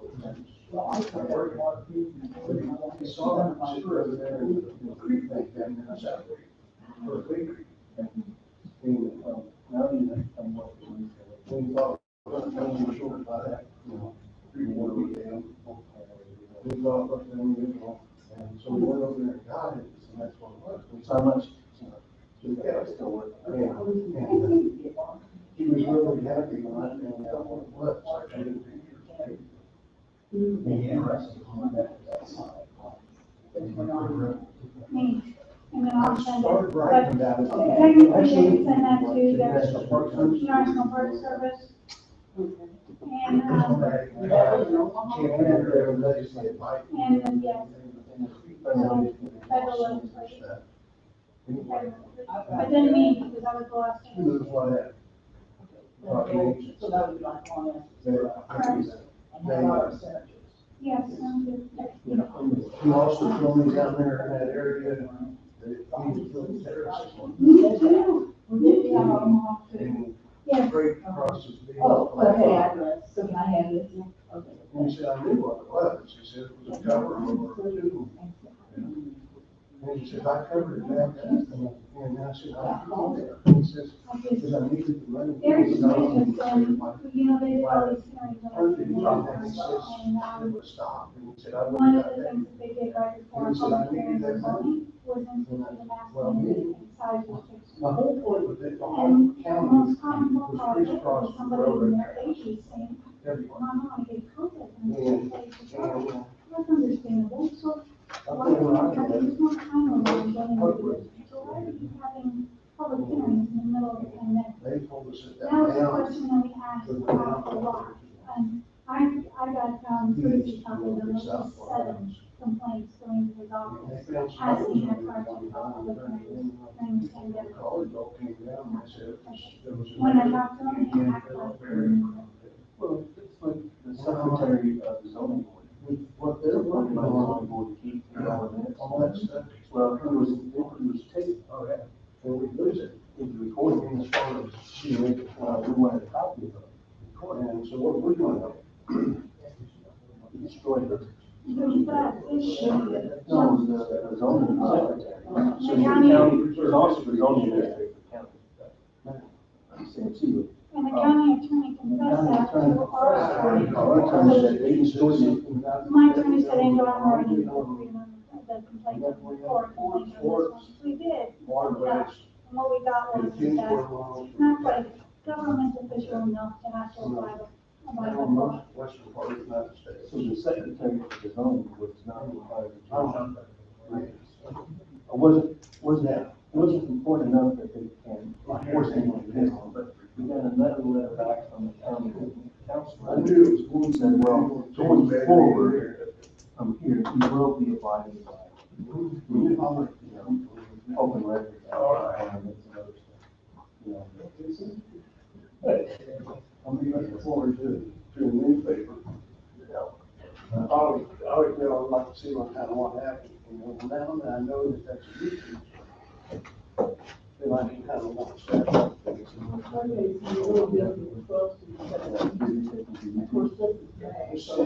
It's going right now. Yeah, it's probably picking up pretty fast.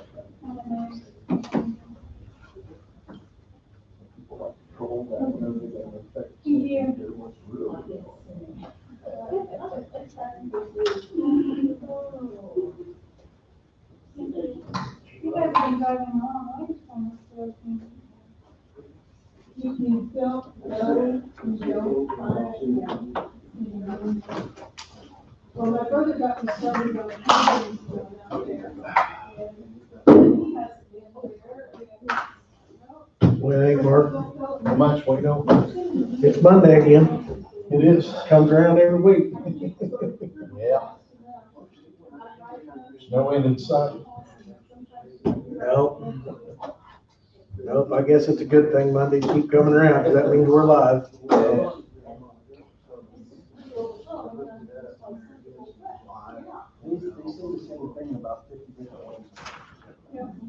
They don't want to be percentage.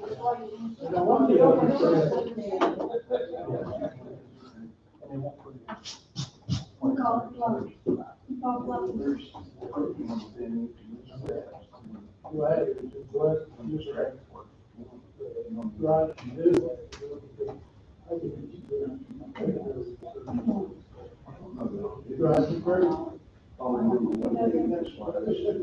Thank you. Encouraging me. I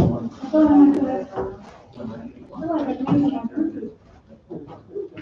He says, you and I agree on the subject.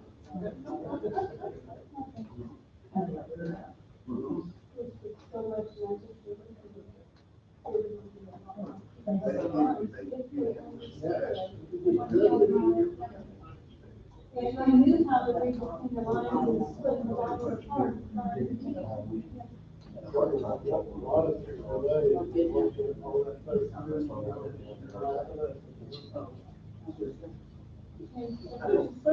Yeah. No, we don't have a TV All right, so I gotta get you to work. Okay. Thank you, guys. You are driving all the way back then? They've got so much to do in the video station. That's what I'm saying. Love you guys. I'm really glad you're there. I sent you a link to YouTube. Okay, cool. Oh, did you, No, they did. it's not. I know. Thank you. You too. Yeah. Okay, yeah. Thank you for sending that. I haven't done it yet. Well, I'm gonna do it. I was just wondering.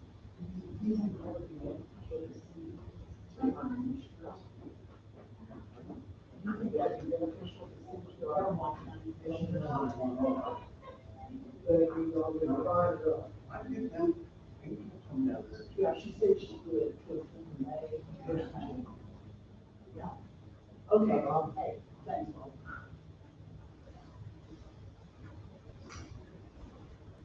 Bob getting on, he's doing all right, I think he's busy, yeah, sir. Yes, sir. Seems like I can manage.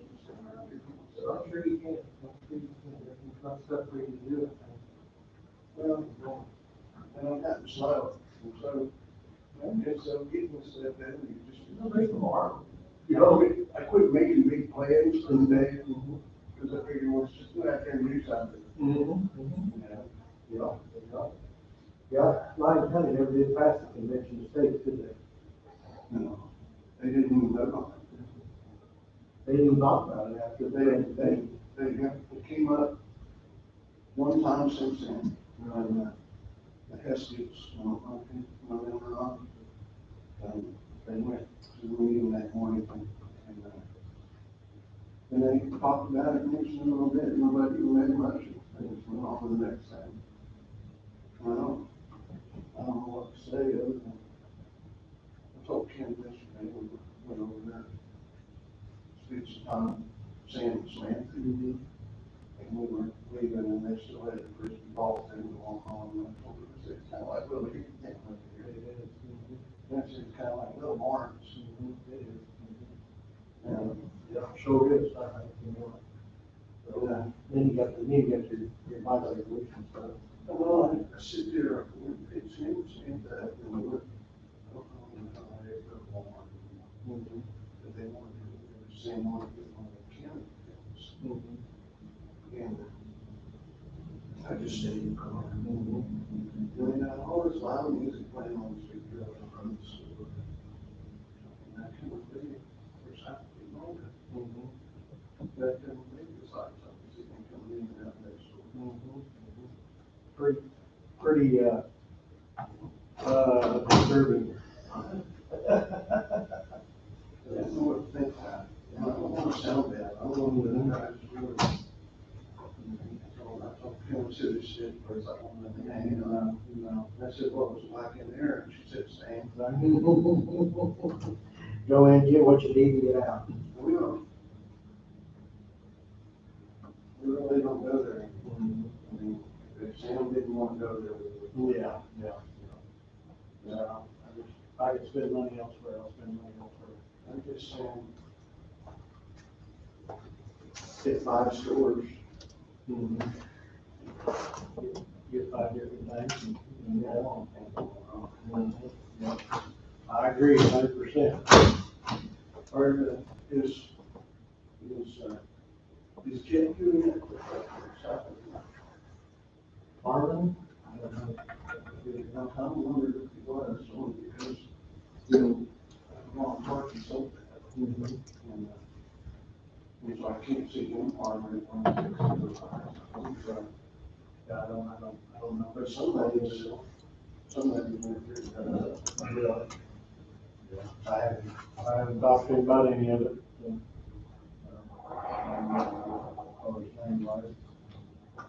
You know, grow water replace? Yeah, city did. That little 5 acre spot. Out in the country, right on the Blacktop Road. We did that and it's not real nowhere. She's as happy as a 2 acre puppy. Yeah, she works her butt off. She's not working Tuesday.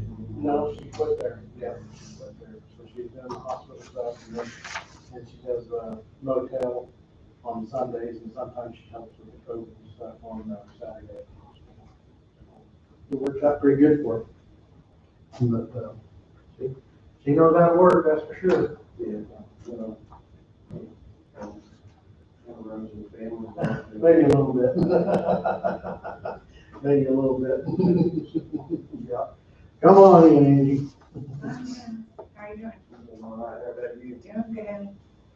She's just loving her life in here with us, so. Yeah. What else could a person ask for? You don't know how much I appreciate what y'all do. And the fact is, like, which I don't want to marinate out of, so if I'm talking loud, excuse me. But the stuff that Angel and Tom was talking about, I was telling Mark, I know stories from being a kid from my dad and my uncle and grandpa. We kind of started out down in South Park County. My mom was part of the family, was by way of the lead, and that was, all over it now. But my point is, they've been here a long time, so I've heard stories. There is history here. This county's crisscrossed with railroad tracks, like old railroad roads. And down along Big Creek, I started writing about this one time, and it's going to be just a fiction story based on history. I was at like mission kind of book or something. And I quit writing it, but some of the stories that I heard about Prodi and Crandall Ranch and stuff stuff like that, which used to be on the whole point. Indians used to come through and hang out, camp along Big Creek, on the other side of it. And they could, if you, tournaments in the parks. And then, well, what are the people that make their living on that land, what are they gonna do? That's just like there, my grandpa's old place, you know, what was it, the Osage Indians were back on the, well, that's Rock Creek, you know, so they back in there, in the Front Creek, I'm gonna see it, I love it, but I don't want it to turn into a park. Exactly, for sure. Me neither. Bob, have a good week. Educated on it? I didn't exactly, really. Yeah, it is, like, I heard bits and pieces of it, but not all of it. Yeah, so when we do that, because it is a lot of information. We are back. Bobby has one more session he'd like to have. Not bad.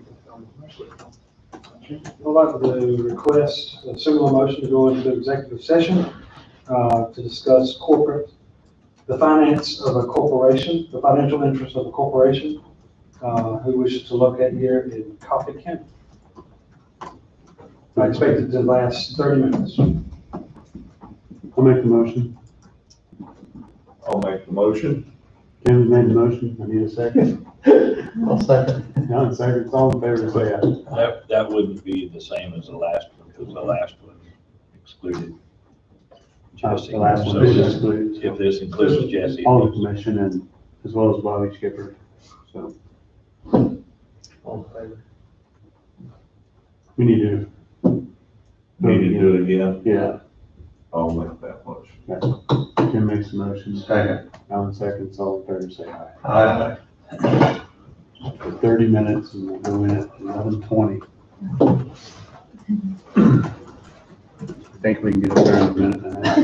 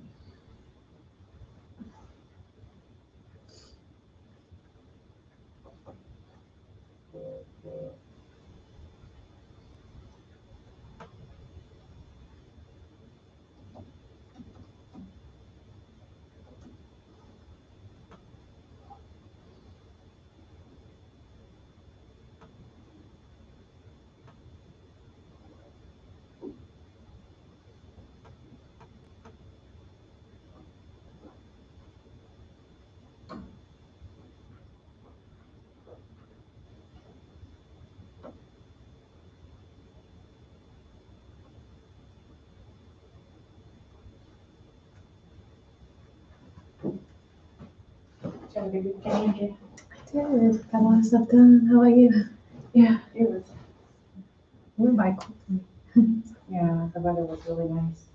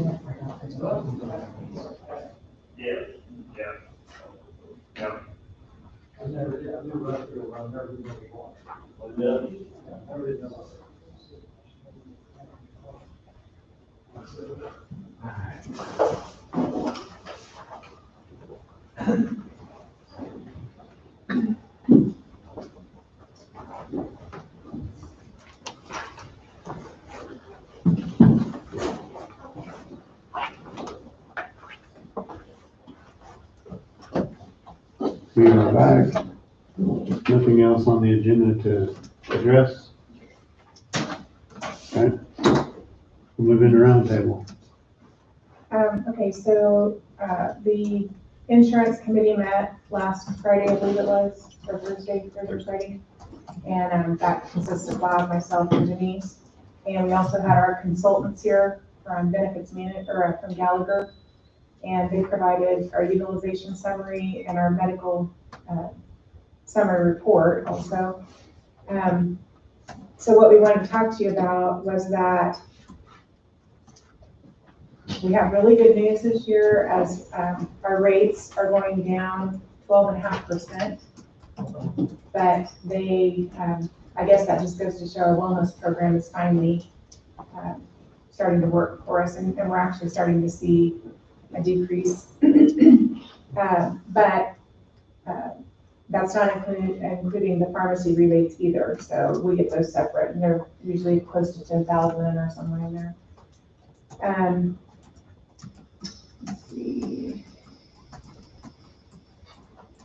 So in visiting with them, they have made the suggestion that we lower employees' premiums by 5%, not the 12.5, because there are some claims that are out there that we don't know what's going to come up in, but they felt like we could lower rates by 5%. So we felt that would be a good idea, and agreeing with the consultants, but we needed to bring it to you guys to ask if you would all agree with that as well. Is that I guess if the county's paying for it, so that just means. This would be for the family insurance Okay. that they pay for. Okay. Yeah. All right.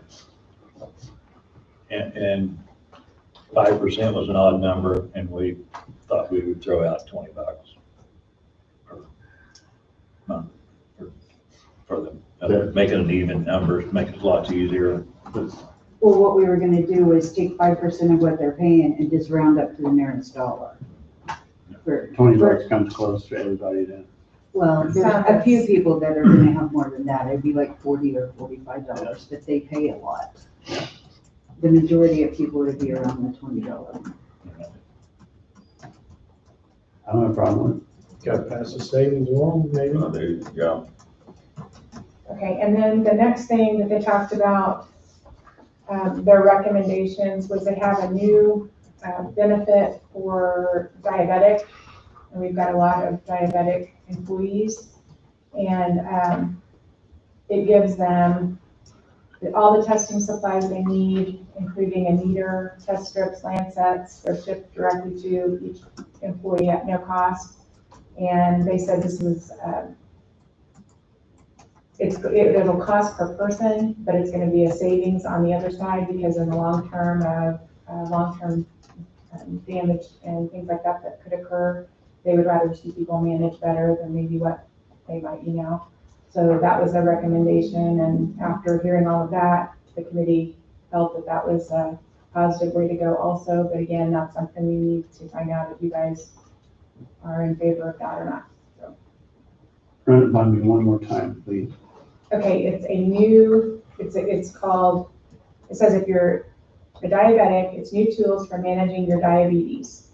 So what it does is for all the employees that currently have it, it provides all of the testing supplies that they need, including a glucose meter, test strips, and Lancets, shipped directly to you every 90 days at no cost. There's also a mobile app that you can watch on demand. There's active test result monitoring. There's no fee for that. Not to the employee. Not to the employee, no. There is a charge to the county. It's like $500 per person, but it saves on the other side, on the health insurance side, because you're paying out a lot more for a lot of this stuff that they're billing the insurance. And it's not for all employees, it's only the ones that sign up and use it that we get charged for. So it's if you use it, the county pays. If you don't use it, they don't. I think the well-being of the employees that are diabetic, I mean, that's just, you go to the hospital one time and, I mean, that's gone and many, many more dollars, you know? So if you can monitor it and make it better for them in the long run, I'm all for it. Yeah, unfortunately, diabetic affects a lot of people.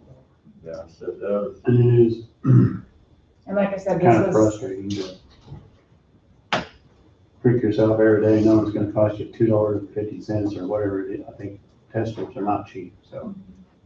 yeah, and like I said, this is something they brought to us. They said, based on the number we've got that have that, they said this is gonna save you, you're gonna pay, but it's gonna save you on the other side a lot more. I'm fine with it. So, It's kind of an extension of the wellness committee. We can help you maintain your diabetics.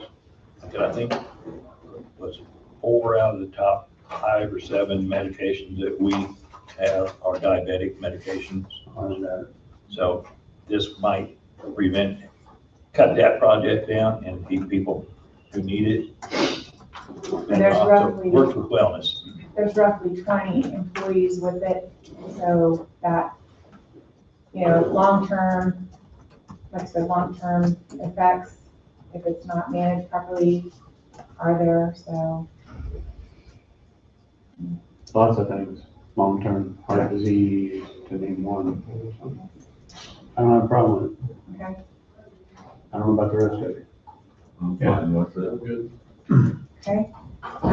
They are going to be putting together a benefit guide, so we need you to know what to tell them on these, the diabetic thing and if we were going to lower premiums for employees to 5%. And then the last thing that they're going to have, this isn't a choice, this is something they are doing, but it's logging into Z-Connect for your insurance card, basically. So you'll have a QR code that will square squiggly code, you can take a picture and it'll bring up your card information, which, I mean, it'll be a benefit to a lot of employees. You don't have to dig for it maybe, because everyone's got a cell phone these days, so. But that's something we don't have a say in, so, Will that be an app? yes, yeah. There will be an app for that. There's an app for everything. Yeah. And that's all I have, so. Bobby uses them all the time, don't you, Bob?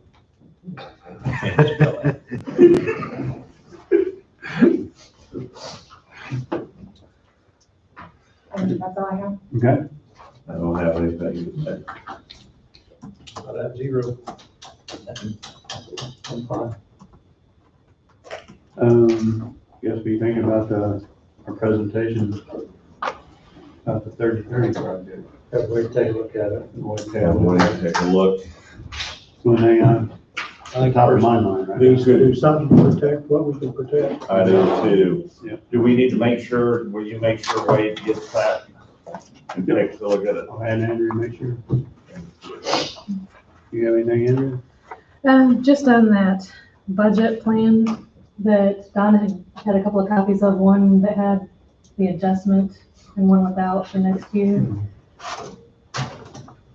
If you had a chance to take a look at that to make a decision on. No, I guess I have not. We probably need to take, if we're gonna make any changes in the budget preparation, we probably need to look at that next week. Okay. Because those two sheets was given to us here a couple weeks ago. Okay. And that's it for me. That's all? We'll adjourn at 12 o'clock.